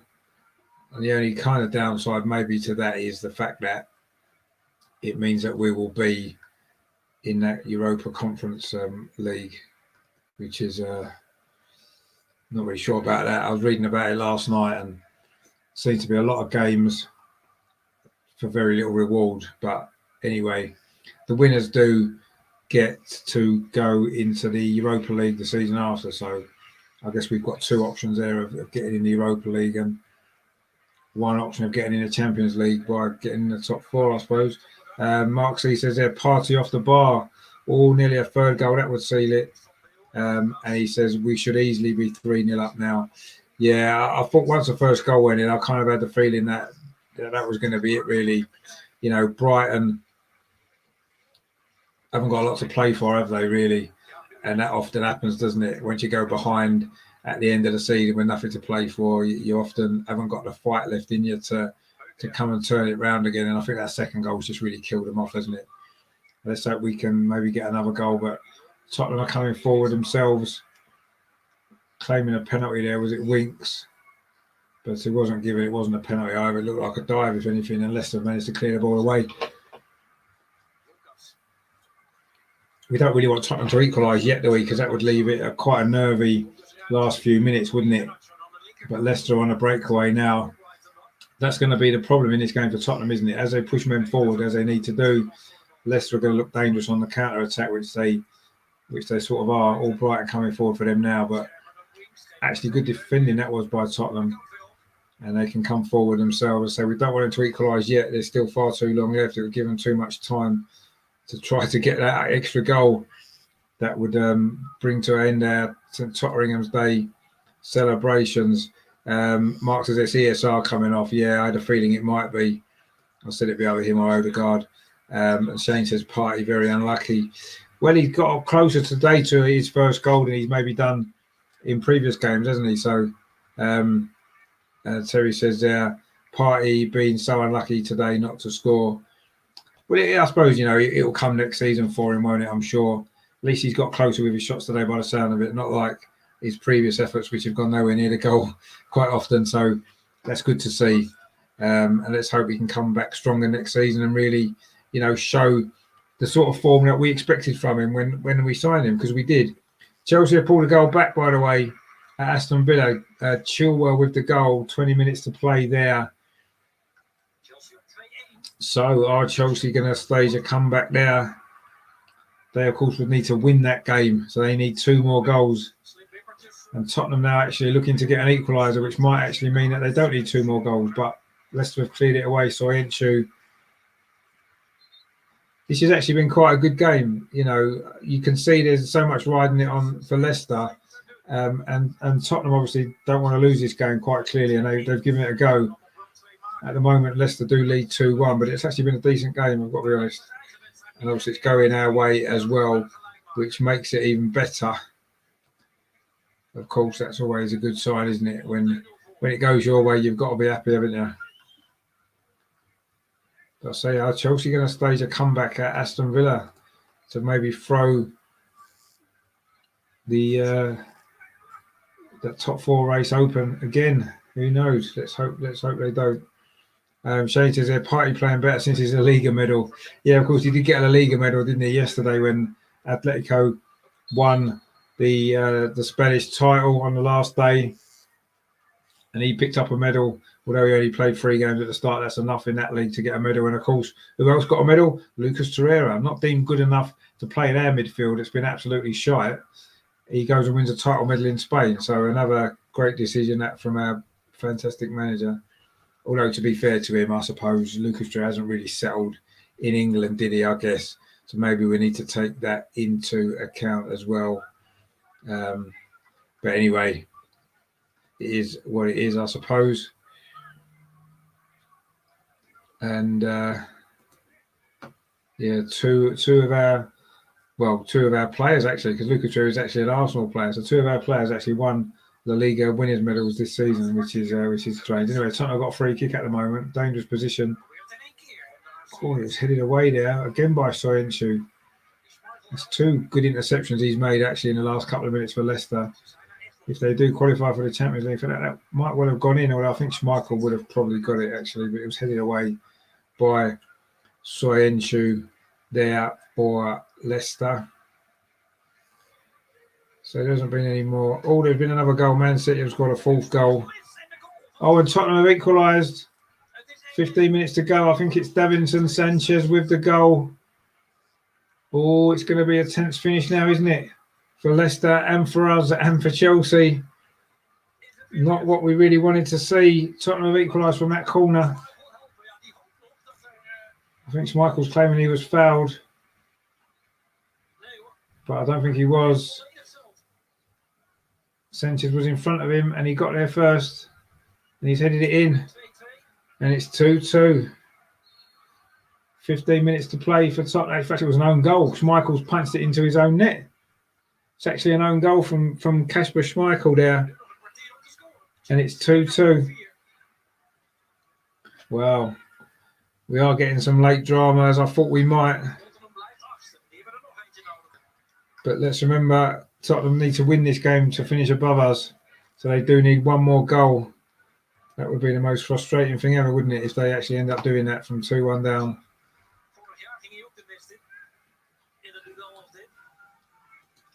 That would actually annoy me quite a lot. But anyway, let's hope that doesn't happen. So Man City are 4-0 up now against Everton. So Everton are going to be finishing 10th. By the look of it, as Leeds are 2-0 up against West Brom. I say Chelsea have pulled a goal back as well against Chelsea. So real excitement on this final day now. It's going to be a really exciting finish. And Marksley says that Uber off and Lacquer on. Oh, and Son nearly put Tottenham ahead. Schmeichel saved it. I said this was a good game. It's certainly been end to end. And Tottenham have had a good go at this in the second half, actually. Not that we want them to, but they have played pretty well since they went behind. but it is still 2-2. It still suits us as it stands. Oh, ball into the box and Kane was almost on the end of it. But so Uberov and Lack are on for the final, 14 minutes or so at the Emirates. Looks like Arsenal are going to finish the season with 5 consecutive Premier League victories. It's their best run for a long time, actually. And let's hope it's going to be enough. Schmeichel there saved with his legs from Son, which would have put Tottenham back above us in the table, actually. What a dramatic finish this is to the season. Leicester are clinging on to their top 4 place as well as things stand, with Chelsea losing 2-1 at Aston Villa. And Liverpool 2-0 up now against Crystal Palace. Sadio Mane with their second goal, so they're going to be in the Champions League next season for definite. Leicester and Chelsea are still up for grabs at the minute, as indeed is our place in the European Conference League. We can't do any more than we've done. We're winning our game 2-0, and it's looking as though we're going to be getting the 3 points. Is it going to be enough? Let's hope it is.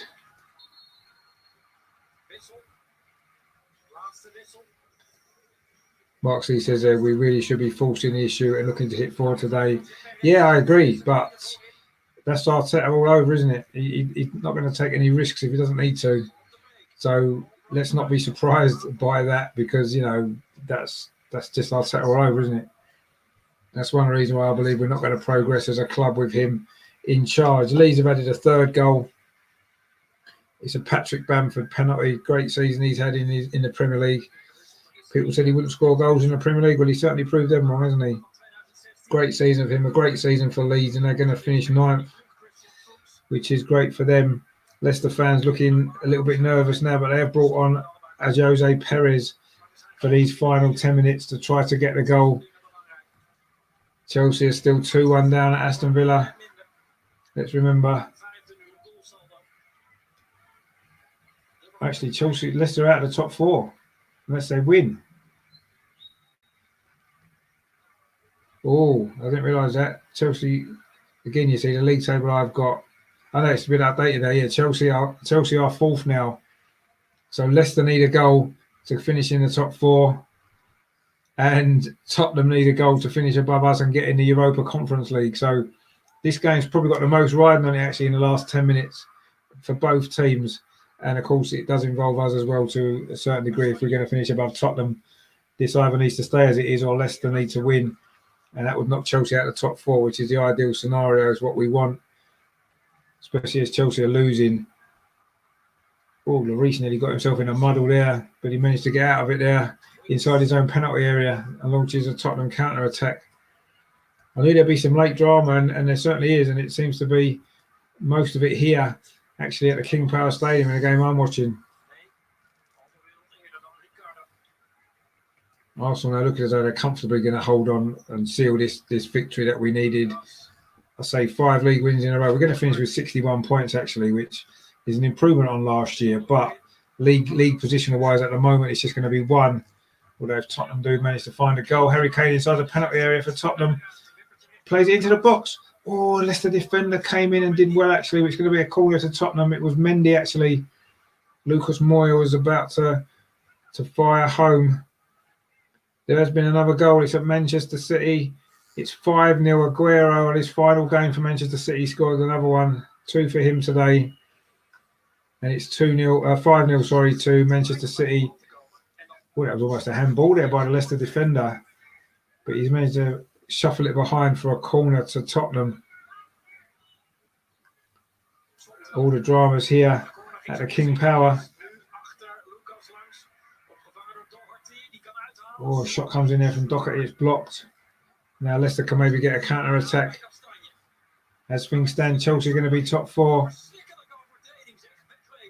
And that's going to be a yellow card there for Tottenham player Harry Winks there for a professional foul. Taking one for his team there with a Leicester counter-attack. He stops it in its tracks inside his own half. Got a yellow card.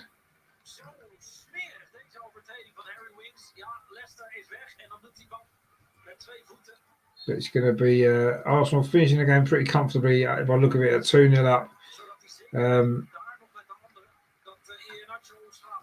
And Tottenham are still losing. Tottenham are drawing, sorry, which does suit us. But 1 goal for Tottenham would put them into the Conference League and put us out of it, and also enable Tottenham to finish above us again, which we don't want at all. There's 6.5 minutes to play at the King Power. There's a bit less at the Emirates. There's 6 minutes, 5.5 minutes at the Emirates to play. Arsenal 2, Brighton 0. Those 2 second-half goals from Nicolas Pepe. Great finish to the season from him. Is it going to be enough to get us into this Conference League? And can Leicester pick Chelsea for the last Champions League place? Of course, Chelsea have got another opportunity in the Champions League final. But anyway, put a lot more pressure on them, won't it, if it's Leicester that get in. But it was a shot there from Ian Nacho from the edge of the area. Went over the top. But Leicester do need a goal, or they're not going to qualify for the Champions League again. It'll be the 2nd season in a row that they've blown the top 4 in the closing stage of the season. It'll be heartbreaking for them, actually, because they've had a great season. They're a great club, Leicester, well run. And they perhaps deserve to be.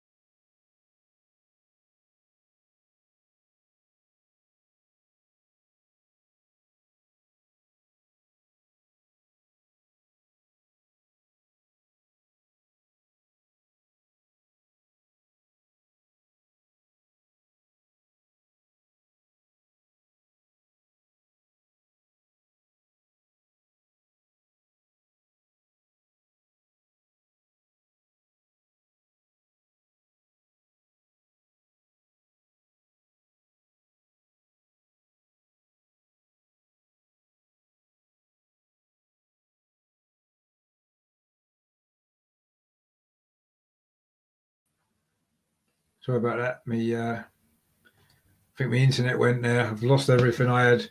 I've lost the stream I had of the Tottenham game as well. So you'll have to bear with me. It's all gone a bit Pete Tong today. It's not been the greatest time I've had of it here. But anyway, looks like we're back. I've got my internet back anyway. So I do apologise for... Oh no, Tottenham have just scored. Oh, it has definitely been a bad day. It's gone to VAR. It's a possible handball. Tottenham have scored, but it might be disallowed. There's 4 minutes to go. I've got a feeling actually she's going to be disallowed. Let's hope so.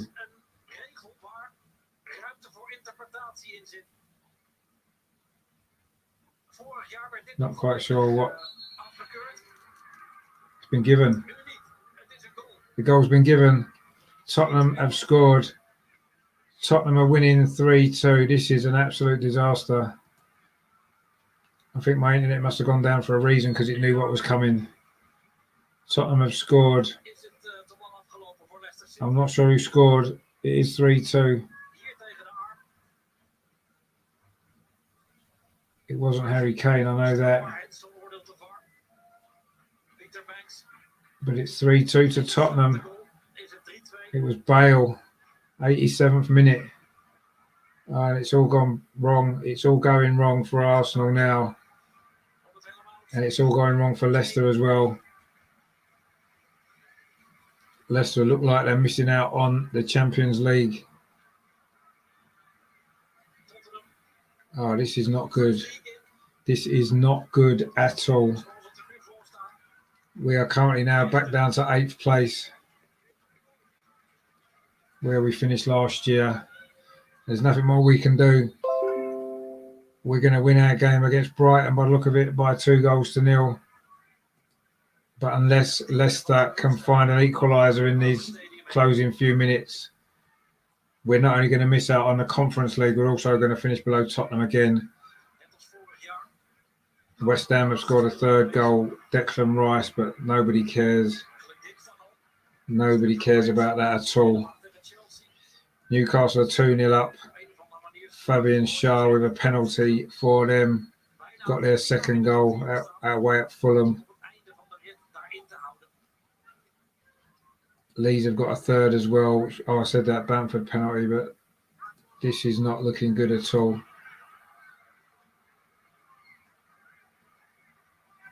I've lost all the comments actually from before as well, before my internet went, so I can only apologise again. But yeah, this is not looking good at all. We need a goal from Leicester. We need a goal from Leicester. Peter Schmeichel's gone up.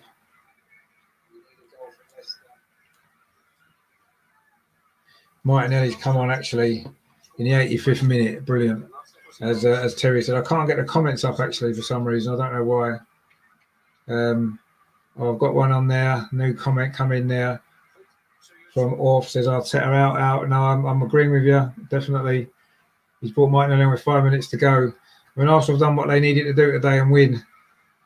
But somehow Tottenham have. But Leicester have got a corner. Let's not give up hope yet. Remember, another goal from Leicester would still let us finish above Tottenham. It would. Terry said, sorry, sir, I can't get your comment up because for some reason I've lost all the comments from before my internet went. Should be banner to boo Arteta and Kroenke. Leicester have scored, have they? Off the line. Hang on. Oh, it was an offside. I thought Leicester had scored. But they haven't. There's going to be 5 minutes of stoppage time actually. All the drama is at the King Power Stadium now for these last few minutes of the season. Everything else has pretty much been decided. I mean, Leicester would need 2 goals. They need to win this game to qualify. It seems unlikely they'll get them, but 1 goal would really help us massively. Leicester, come on. I was cheering for you in the FA Cup last week, the FA Cup final. You know, I know some really great Leicester fans at Leicester Fan TV, the Fox's Arms, and Chris, of course, at Leicester Till I Die. Please do us a favour and get a goal. I know it's not going to help you, and I feel sorry for you not getting in the top 4, but please do us this last favour if you can. We cannot finish below Tottenham again. That would be a disaster. So come on, Leicester. Please get this goal. They're in possession of the ball. There's 4 minutes of stoppage time remaining here at the King Power. I don't think I've ever been this desperate for Tottenham, for Leicester to score a goal, apart from maybe last week in the cup final. But Tottenham have got the ball now. Arsenal's finished. It's finished full time at the Emirates. Arsenal 2, Brighton 0. We've done our job. We've done all we could do. We've won our game. But as things stand, it's not going to be enough unless Leicester can find a goal. Vardy there, but an offside given. More time ticks away. Things were looking so good a few minutes ago, but Tottenham have turned this game around. Newcastle's finished as well, 2-0 away at Fulham. Willock, of course, with that first goal. It was a Fabian Schär penalty, has given Fulham the win. And Orff says they're below every standard again. Totally right. I agree with you. I definitely agree with you. It's been dreadful, and it's not been good enough, and it's been a terrible season. Winning a game, not enough.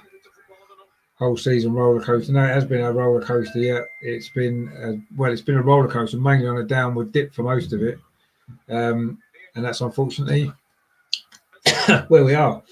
But anyway, we have won our last game. We have won our last 5 league games of the season, but as things stand, it isn't going to be enough unless Leicester can find a goal in these closing minutes. Tottenham bringing on a sub now. Son's going off. No doubt they're going to bring on another defender. Looks like Tottenham are going to qualify for the Conference League instead of Arsenal, which isn't really good, is it? Or says he loves Arsenal. Yeah, we all do, but they've disappointed us again, aren't they? If you haven't done so, please subscribe to the channel. Give it a like as well. That would really appreciate. I'd really appreciate that. There's still more people watching than have liked. So if you haven't liked yet, please do so. It'd be much appreciated. So Shane says that's a wrap. Terrible season. The most important window to come in a long time. Must get things right. It's more than the window, isn't it? It's more than players we need. I think we could buy all the players we like. I think with this coach, I'm not sure we can progress. But anyway, we do need some players. There's no doubt. You're right. Let's hope we get them, and let's hope we see a few other changes as well. But we're still playing here at the King Power. It is still Leicester 2, Tottenham 3.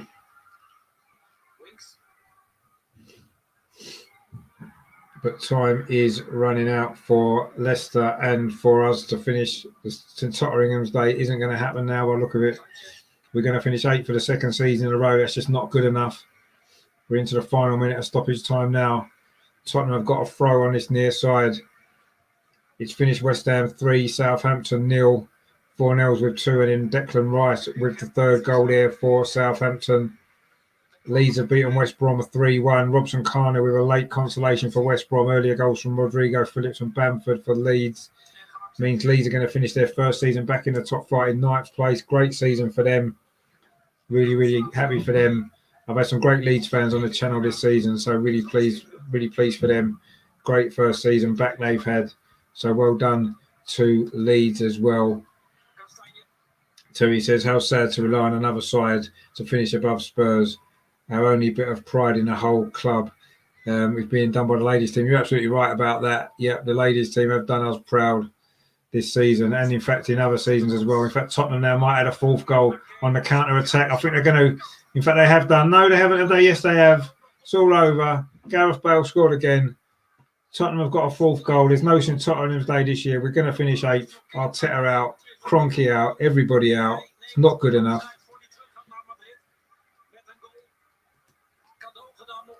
That was always likely to happen as Leicester were pushing everybody forward. Terrible defending by Leicester. In fact, Bale missed the first chance at the post and he's slotted in the second one. And that's it. It's all over. It's going to be Chelsea in the top 4, Chelsea in the Champions League. Leicester are going to finish 5th. They'll be in the Europa League. West Ham have finished 6th. They'll be in the Europa League. Actually, Leicester still might get in the Champions League if Chelsea win. If Chelsea beat Manchester City in the final. Liverpool are in the Champions League as well. They finished 3rd. They're beating Crystal Palace 2-0. And the disappointment around the King Power is a lot now. You can kind of sense it. And I think Leicester know. But I'm not really worried about that now. It's all gone horribly wrong in the last 10 minutes. Looked like we were going to finish 7th. We were going to finish above Tottenham. And suddenly it's all gone completely and utterly to pot. Terrible season it's been, and I guess it couldn't really have finished any other way if we're totally honest. You know, we were clinging to the fact that we might have finished above Tottenham, that we might have managed to sneak into Europe, but we haven't done. First season in 25 years we've not been in Europe. It has finished now. Leicester 2, Tottenham 4. We've now finished 8th again in the league. We know European football next season. We're fortunate there was, like this season of course, by winning the FA Cup, Arteta wasn't able to get out of trouble. Hopefully this will be his last game in charge of the club, and as well as new players coming in over the summer, we will also see a new manager coming in as well. It's not good enough, is it? Absolutely disgraceful, really. Orf says there, what makes Arteta proud and what make him think he had a good season and his process is working. And we've had our worst season. Well, it's not quite our worst season ever, but it's certainly our worst season for a very, very long time, isn't it? A very long time, and it's not good enough. It is not nowhere near good enough. 2 8th place finishes now for Arteta, and yes, the FA Cup maybe bought him time for this season, and unfortunately, he's not managed to progress us at all. We did what we had to do today. As you can see, we did beat Brighton 2-0. 2 goals from Nicolas Pepe, who, to be fair to him, has had a really good finish to the season. And 16 goals as well is good for him. But ultimately, it's been a failure. No European football, no silverware. not even a St Totteringham's Day to cheer us up. And, you know, the football generally has been boring and we've lost too many games. And, you know, winning those last 5 games has maybe altered what the season looks like, the league table looks like, because, you know, it's all very well winning 5 league games in a row when the pressure's gone. You know, I don't know, it's not acceptable. It's just not good enough. And unfortunately, this is the position we now find ourselves in. And, you know, it's not going to change, is it? Unfortunately, now for the foreseeable future, I don't think, because massive overhaul is needed. And the changes that we've seen so far going on behind the scenes, to me, are not the right changes that we need anyway. So I don't know. It's massively frustrating. It's massively disappointing. And I say the fact that we were, as Terry said there, we were having to rely on another team, in this case Leicester, to kind of salvage something from the last day, kind of just sums up really where we are. All the results are in now apart from 2. In fact, all the results are in now. So I'll just run through them for you.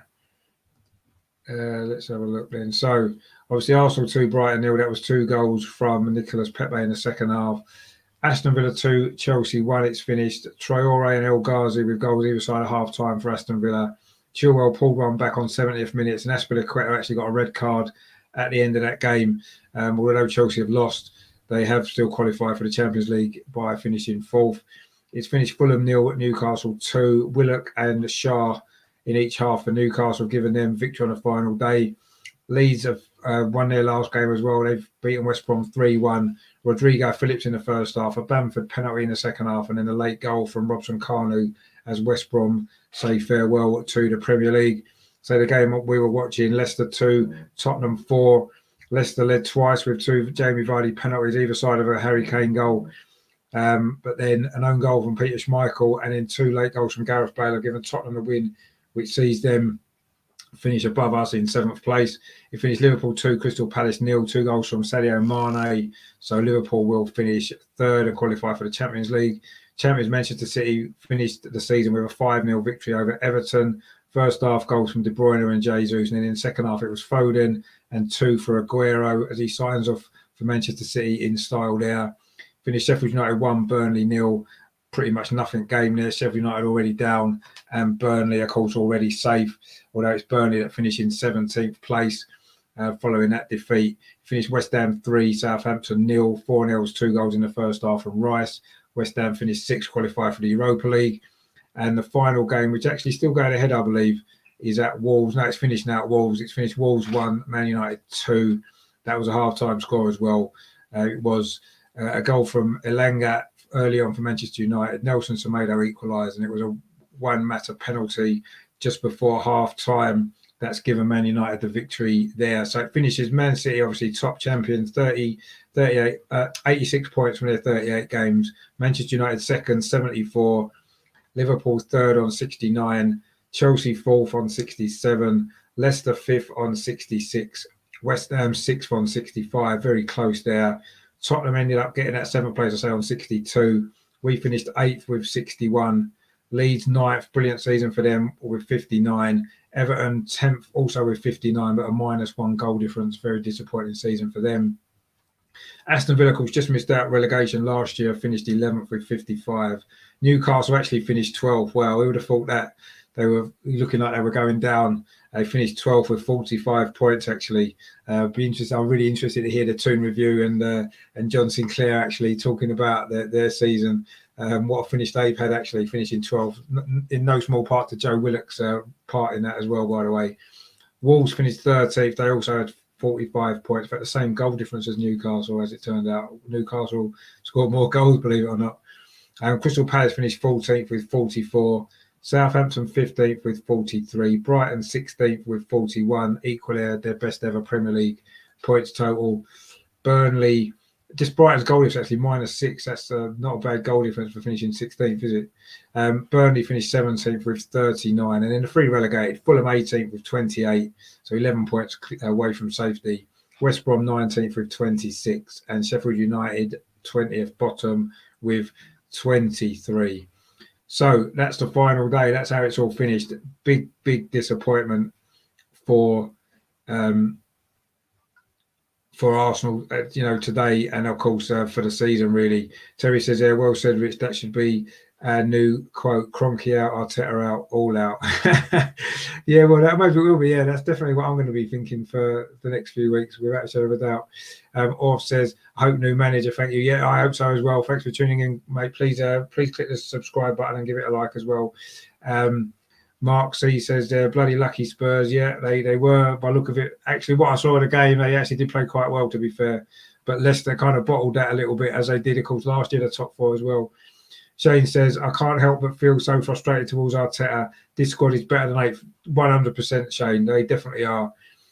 Trust the process bullshit. I feel angry since Bale goal even. No, I must admit, yeah, the process is complete and utter bullshit. We know that. I'm not sure what the process is. And, people will point to the league table since Christmas and say, well, we were second in the last 24 games. But what you got to remember is these last 5 games of the season that we've won, that's given us a lot of points that we wouldn't have got those points if we were challenging for anything, because the players haven't got the right mentality. You could see that in the Europa League. Arteta doesn't take enough risks. And this is a situation that we're in. I fear that what's going to happen is, because of all the protests against the owner and because of everything with the European Super League, the Kroenkes are going to go out this summer and spend a lot of money, or they're going to bring in a lot of players. We'll probably sell a lot of players and bring in some players, and it'll probably even itself out in terms of money spent. But there will be a turnover of playing staff in the summer. I think a lot of fans will look at that and think, oh, brilliant, we've signed these players that we need. Hopefully Basuma, maybe Buendia, maybe one or two others. And that's going to cover up the fact that while Arteta is still the coach, I do not believe this club can progress. While Kroenkes are still the owners, I do not believe this club can progress. And unfortunately, it's now looking more likely to me that we are going to be stuck with both of those two going into the new season. And to me, there's nothing to be excited about, is there, now for next season? No matter who we buy, I just can't see the team progressing with this coach. He's too negative. He won't take any risks. He's not getting the best out of a lot of the players. I do want to give credit to Nicolas Pepe. I've been a big critic of his. I never quite felt he was up to the job, but he certainly finished the season well. 16 goals is a fantastic, number for him. I know a lot of them, again, have come at the end of the season, 4 in the last 2 games, for example. But he's been playing a lot better. He's scored a few important goals in the Europa League knockout stages as well. So, I think he can progress next season. I'm feeling a bit more optimistic about him. I think Thomas Partey will hopefully improve next season as well, and some new signings. But I just feel as though we're always going to be playing with a handbrake on with this manager. I'm sure we can get someone with a bit more experience, someone who can get more out of this group of players, because I agree 100% with what Terry said there. We shouldn't be in 8th place with this group of players. We shouldn't be. And the fact that we are falls down to one man, and that one man, unfortunately, is the man that is probably still going to be in next season. So one of the two. But yeah, that's the new quote, as Terry said: Kroenke out, Arteta out, and all out. It's almost a bit like Paddy McGuinness, isn't it? But anyway, I'm claiming that one for myself. So, but no, for me, that's what needs to happen. If the club's going to progress, I'm just not very confident that any of those things are going to happen. And I think we're going to start next season in August with the same manager, with the same owners, and a lot of the same players. There'll be a few gone, I'm sure, and a few new ones coming in. But yeah, it's not been good enough this season, and I feel that we can't even take that tiny little bit of crumb of comfort that we had going into today, that we could that we could finish above Tottenham for the first time in 5 years. And we haven't even got that to give us any consolation from the season. Not that would have made up for everything else, and maybe being out on the positive side, maybe being out of the Conference League might not be a bad thing. Next season, we've just got 3 things to concentrate on: the Premier League, the Carabao Cup, and the FA Cup. So let's get rid of a load of players out of the squad. We don't need a big squad for that next season. Let's give some young players more of a chance. Let's throw everything at the 3 competitions that we're in next season, because if we do that, then we might have a chance of progressing well in the cup competitions, because we won't need to rest players, and also hopefully we can find some more consistency in the Premier League. But my worry is that isn't going to happen with this manager. That's my fear.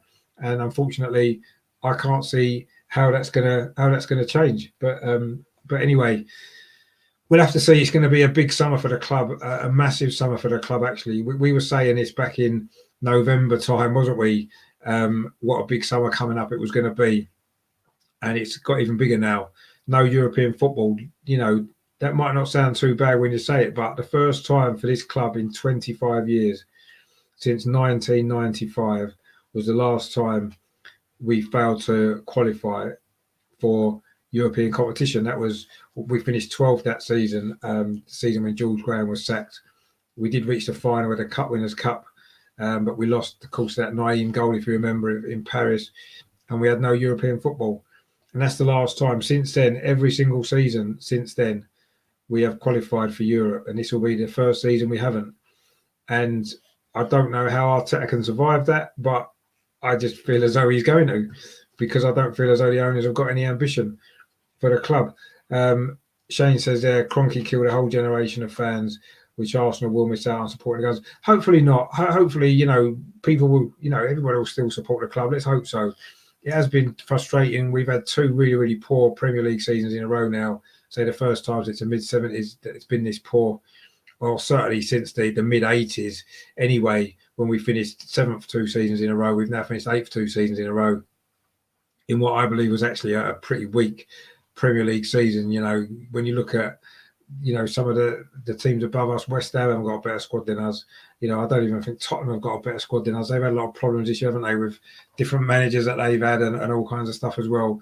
And they still managed to finish above us. I don't think Man United are that great either, are they? But anyway, we've failed. We have failed. Arteta has failed. And can we accept that? If that's what the process is, then, well, there you go. Terry says Arteta's man management skill is just not there. Yeah, I've been saying that all season. He's been very lucky this season, finishing 8th. And I don't remember us playing one great game for 90 minutes. I don't think we have. No, we've had a few good performances, but even then, that hasn't been for 90 minutes. You're absolutely right. Mark says, do you think a season out of Europe will be good for us? Honestly, I don't know, Mark. I've got to be honest. I can see pluses and negatives to it. On the plus side, we don't need such a big squad, which from a financial point of view is probably a good thing. We can get rid of a lot of players, hopefully cut our wage bill, and we don't need to replace all them players, do we? Because we haven't got as many games. That's a positive. The negative side is when all the young players are going to get a chance. We've only got 3 competitions. We kind of, we need to go for the 2 domestic cups, I think, in a big way, play a strong team. And then when do the young players come in? When do they play? When will we give them a chance? At least with that Conference League, we had the opportunity to play young players in the group stage and maybe later on as well in a fairly easier standard of football. We'd have got them experience. I don't know where that's going to come from next season now. And if we do buy 2 or 3 or 4 players, that's going to mean less opportunities for other players, and it's going to be difficult because we're only probably going to have 40 odd games, 45 games maybe, if we have a couple of decent runs in the cup. When are the young players going to play? So that's a worry for me. It may help us. It means we can focus on those 3 domestic competitions, which for me, Europe's a pain. It has been a pain because we always seem to frustrate. But you mentioned there, money aside, I don't know if there's any. Obviously, the biggest plus of being in Europe is the money. That's the only reason why I like being in Europe anyway. And yes, maybe in certain aspects, it might do us good. We'll see. I think other clubs in the past, as has been mentioned, Liverpool had a season out of Europe. Chelsea had a season out of Europe, and it didn't do them any harm. But with the financial things that's gone over the last year or so, the amount of money the club has lost, we're already cutting back staff right, left and centre. I think we needed that European money. And I think we could be in a mess financially by not being in Europe. And whether or not on the pitch it might have been a benefit to us in a normal season, possibly. I just feel this season, maybe with all the financial stuff, maybe it's the wrong season for us to have dropped out of Europe, actually. If maybe we'd done it last season, might not have been too bad, although I guess the problems were similar then. But I feel as though the timing's wrong more than anything. Shane says there, on the plus side, more Saturday games next season. Yeah, that'll be true. We won't have as many Sunday games. That's a good point. We'll be playing more on a Saturday, although no doubt Sky will probably ruin all that anyway by moving all the fixtures like they tend to do. We play Monday nights instead now, you watch. In fact, that probably will. We will probably play Monday nights a lot more. Paul says would rather stick with the youth, add a few experience around them and move forward. Yeah, I mean, but again, there's going to be a lot of pressure on us to do well in the Premier League next season, isn't there?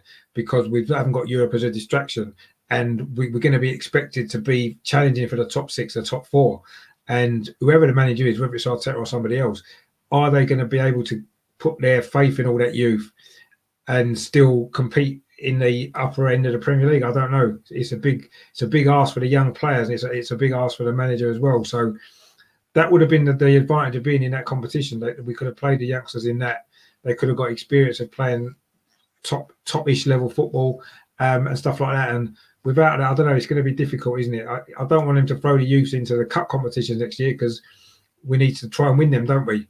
You know, when we did win them both, if you remember in '93. We didn't have Europe that season, and we threw everything into the domestic cups, and we won them both. I'm not saying that we can necessarily be able to do that, but we need to give it a go, and we need to give it a go in the Premier League as much as we can as well, and try to show more consistency. Terry says I agree, Paul, but it's our experienced players that have let us down. It is our experienced players that have let us down. It is. This season it has been. But you do need experienced players, especially when things aren't going well, to help the younger players along. And I think if you throw too many young players in and we don't play well, it could kill their careers, actually. So it's a difficult thing. And the pressure on the club as well, because we can't afford to finish 8th or 9th or even 7th again next season. Next season, we need to qualify for Europe. We need to at least be in the Europa League. And whether that's by winning a cup or whether it's by our league position, whatever it is, we've got to be in the Europa League the season after next. We've got to be. We can't afford 2 seasons out of Europe. Financially, for this club, will be a disaster. And it starts that slippery slope. I remember everyone saying, if we had 1 season out of the Champions League, wouldn't be a disaster. Well, here we are 5 years later, and we're out of Europe completely. We've never been back to the Champions League. So, yeah, I don't know. It's a crossroads for the club, I think. Terry says, as well as Arteta, no, he's definitely let us down. It is a bit of a crossroads, actually, for the club this summer. Now, we've reached it now. It's been on the cards for a few years, let's be honest, and it's happened now. Is this the opportunity for the Cronkies to sell up when they've got a buyer interested? Maybe that is, and maybe that might be the biggest positive that comes out of all this. We'll see. I'm not confident about that, and I say I still expect the same owners and the same manager to be at the club in August when we kick off again. But let's see what happens. It is a big summer, but the club need to use the summer properly and make the right decisions in the right positions. I want Edu gone as well. He's not done a very good job. Arteta's got to go. The Cronkies have to go. Everybody's got to go. Half the players have to go. Shane says there, how many games we throw away after playing Thursday nights? Yeah, that's true. If we didn't win FA Cup last season, we might have qualified for Champions League this season. Saying that, give me the FA Cup at a time. That's an interesting point, actually, because, yes, maybe, like I said, if we wasn't in Europe last season, it might have benefited us with the way that this season's gone. If we didn't have Europe, we may well have done better, but I don't know. You got to remember, though, we threw away a lot of our points in that early part of the season when, yes, we were playing in the Europa League group stage, but look how easy that group was. Do you know what I mean? We didn't need to play off our first team in those games. Arteta picked a lot of them. We didn't need to. He could have rested and played a youth team. We're still a qualified because that group was very, very poor. So, I don't know. Yeah, if we were going to be out of Europe this season, just finished, would have been the ones who've been out of Europe, perhaps. But we'll see what happens. I just think it's difficult times for Arsenal at the moment. Very, very difficult times. As difficult as it's been, I think, for 30 odd years, more since the mid 1980s. And that took George Graham to come in and shake it all up. And I mean, David Dean actually coming onto the ball initially, and then George Graham coming in to shake it up. And we need something similar to happen from somewhere. Arteta's clearly not the man to do that. The Cronkies clearly aren't the men to do that. Edu's not the man to do that, is he? So this is where we are. Very disappointing. We've won our last game of the season, as you can see on the screen. We've beaten Brighton 2-0, but it doesn't matter. We finished 8th in the table. We finished below Tottenham. We're out of Europe completely. It's been an absolute disaster of a season. And if you take away those final 5 games where we've won with no pressure against teams with not a lot to play for themselves, things would look even worse. We could have been 10th or 11th, couldn't we? Quite easily. This is where we are. We've become a mid-table club. And for Arsenal, I personally don't think that's acceptable. And anybody who is happy with that, then I'm sorry, but no, not for me. Not acceptable. And the only way it's going to change is there needs to be massive changes, and they have to start tomorrow morning. And I'm hoping the first one is going to be the manager tomorrow morning is gone, and Edu's gone with him, and they follow in Steve Bold and the medical guy. I can't think of his name off the top of my head. The Brazilian one from PSG. That he's gone as well. Let's hope that these two follow him tomorrow, and then the Kroenkes sell up by the end of the week, and we can start afresh, because that's what's needed, isn't it? But anyway, that's all for another time. I could go on about this all night, and it's not going to change anything, is it? We're just going to have to see what happens now. I suppose we did what we could have done today. We won our game. Unfortunately, Tottenham also won theirs. So they finished 7th and we finished 8th. And I say we're not even in the Conference League, which may turn out to be a blessing in disguise. That particular part of it, but we'll see. We won't know till next season, do we? Terry says there, I don't think Arteta should start as our manager next season. Let a new manager come in and spend whatever money goes. I totally agree, Terry. I've been saying this for a while. I don't think Arteta can be trusted not only to buy the right players, but when he's bought them, to get the best out of them. He bought Partey, hasn't really got the best out of him. Gabriel, after a good start, he hasn't managed to get the best out of him consistently. He doesn't hardly play Cedric Suarez, who he made sure we bought. Pablo Mari doesn't get much game time. He hasn't progressed Martinelli at all, has he? In fact, he's gone backwards under him. Aubameyang's gone backwards under him. I don't know. There's too many issues. I totally agree. Mark says there, thanks for putting the channel together. No problem at all, Mark. I mean, it's just me ranting on about football, ranting on about Arsenal. It's you guys in the chat and you guys that watch the channel that make it what it is. So thanks to you, Mark. I know you're in the chats all the time. Really appreciate your support, along with Terry and Shane and lots of others as well. Mark says, I hope things get done in the summer. Yep, so do I. Let's hope so. So it's a big summer for the club, and unless these things happen, unless these changes happen, what hope have we got going into next season is going to be any better? I'm not sure if we have actually. But anyway, what I'm doing this week, I've got on Tuesday night, I've already got it arranged. I've got an end of season review show. I've got some great guests on, actually, some people that's been on the channel before. It's going to be really good that actually we're going to be looking back on the season.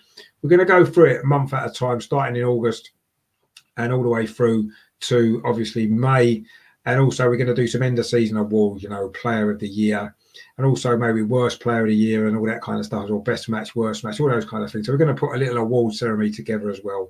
And that's going to be Tuesday night, starting at 7:30. That's going to be a really good show to actually getting the thoughts of all the other guys that have been on the channel throughout the season as well, and get people's thoughts on the season and look back on the good and, well, not many good, but the good and the bad, which unfortunately has outweighed it quite some considerable distance. But we'll discuss it all on Tuesday night. It's going to be a good show.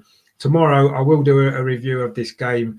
Although I haven't watched it yet, I will watch it later. I'll get clips of it, highlights of it, and I will put a review video together of this game and a conclusion to the season. That will go out tomorrow. And I said, in Tuesday night is going to be the big end of season review show. So please don't miss that. So if you haven't done so, please subscribe and click on the notification bell as well, so you get notified when the other shows go ahead. Over the summer as well, I'm going to be keeping the channel running. I'm going to be looking at I'm going to be doing a lot of player profiles, actually, former players profiling their career at Arsenal and elsewhere. I'm going to be doing a couple of them a week through the summer. I'm going to be obviously looking ahead to the Euros as well, and obviously keeping you guys updated with any transfer stuff or maybe a change of manager that might happen, and all that kind of stuff. So there'll still be stuff going on through the summer as well. But I'll say this week I'll be doing a Brighton review video tomorrow, and then Tuesday night the end of season review show. That is going to be good. Do not miss that. That is going to be a great show. Paul says there, Arteta is learning on the job. He is. Big summer, but I really can't see a lot of change. Unfortunately, no, I totally agree. Arteta is a yes man, and the owners want that. Maybe, and it's a big maybe, they sell up. That's our hope. That's the biggest hope, that they do sell up. I'm not quite sure that they will, but anyway, we shall see. Terry says, well done, Richard. Not a great season to start your fantastic channel, but well done to you, mate. You smashed it for me. Well, thanks, Terry. I say really appreciate your support. You've been a real big supporter of the channel, along with, I say, others like Shane and Mark and a few others as well. Really fantastic. I'm glad. The channel's nothing without you guys. It'd just be me sitting here chatting on my own. So it's great that you guys are involved and you make the channel what it is, and I really appreciate that. And Terry says, met some great people: Shader, Tracy, Marksy, Paul, Melvin, etc. Sorry if I've missed you out. No, I've met some great people as well from doing this. A lot of those people that you mentioned I didn't know before starting this channel, so it's made me meet a lot of people as well. And I'm glad that we've seemed to have formed a little community, don't we? You know, as part of this channel, I've got some great guests that come on regularly. There's some great guys like you in the chat that are there regularly as well. Kevin as well. I think he's been in tonight, Kevin, but he's been a regular as well throughout the season. There's been loads of others as well. You know, it's. I say I've lost half the chat for this game now because of when I lost my internet, but yeah. So I just appreciate your support. Really, it means a lot to me, and I say keep watching through the summer because I will still be keeping content going. And I say that Tuesday night's the big one, so I'll be putting some links out to that probably tomorrow as well. So please share them around and get people watching the big season review show, which is going to be good, not to be missed. Could be quite fiery that as well. Got some good guests on that won't hold back on their opinions either. So, which is what we want. You know, we need to be honest and get everything out in the open, don't we? And discuss the season. So yeah, it's going to be good, but it's not going to be for the faint-hearted, shall we say? I don't think. But anyway, that's Tuesday night. So look out tomorrow for me me review video of this game. I will get some highlights beforehand so that I can give an opinion on the game, which unfortunately I couldn't get much today, which is a bit frustrating. But the drama in the end was all at Leicester anyway, wasn't it? So that was good, but didn't quite work out in our favour. So yeah, it did finish Arsenal 2, Brighton 0, 2 goals from Nicolas Pepe, but it wasn't enough for us to even celebrate us in Tottenham's Day. So we have to wait at least another year for that, which is very frustrating and disappointing. Congratulations to Liverpool for getting into the qualify for the Champions League. Chelsea did as well. Don't we want to congratulate them, but they've finished fourth, so they're going to be in the Champions League regardless of the Champions League result in the final. And Leicester, unfortunately, really disappointing for them for many reasons. Today, in particular, that they've lost out again. So they're going to be in the Europa League along with West Ham, and I said it's going to be Spurs in the Conference League, and we are going to be just in the Premier League, the Carabao Cup, and the FA Cup. And let's hope next season's a lot better, because I'm not sure I can deal with another season like this. I've got to be honest. The football's been dire. The results haven't been good enough overall. And I'm quite pleased it's finished. I've got to be honest. I'm glad the season's over. The one positive come out of it, as has been mentioned in the chat a couple of times, has been the people that I've met from this channel, the great chats that we've had, the great guests I've had on the show as well, from not only Arsenal fans, but from other clubs as well throughout the season. You know, we've had Leeds fans, Wolves fans, Liverpool, Leicester, of course, we've mentioned, Aston Villa, so many. Southampton, we had a Southampton fan on, Crystal Palace, just so many. Newcastle, of course. I can't forget the guys at Newcastle. They've become really good friends, actually. You know, John and Paul and the others as well, Bazza and all the others there. So, you know, I've met some great people from doing this, and that's been the main highlight of the season. Hopefully next season will be even bigger and better for the channel. We're looking to keep growing it and adding some new stuff in. New guests are coming on and new stuff as well. So it's going to be good next season as well, and through the summer. So do stay tuned. I'm going to try to make things even better for you for next season, and let's hope that the football on the pitch is better as well.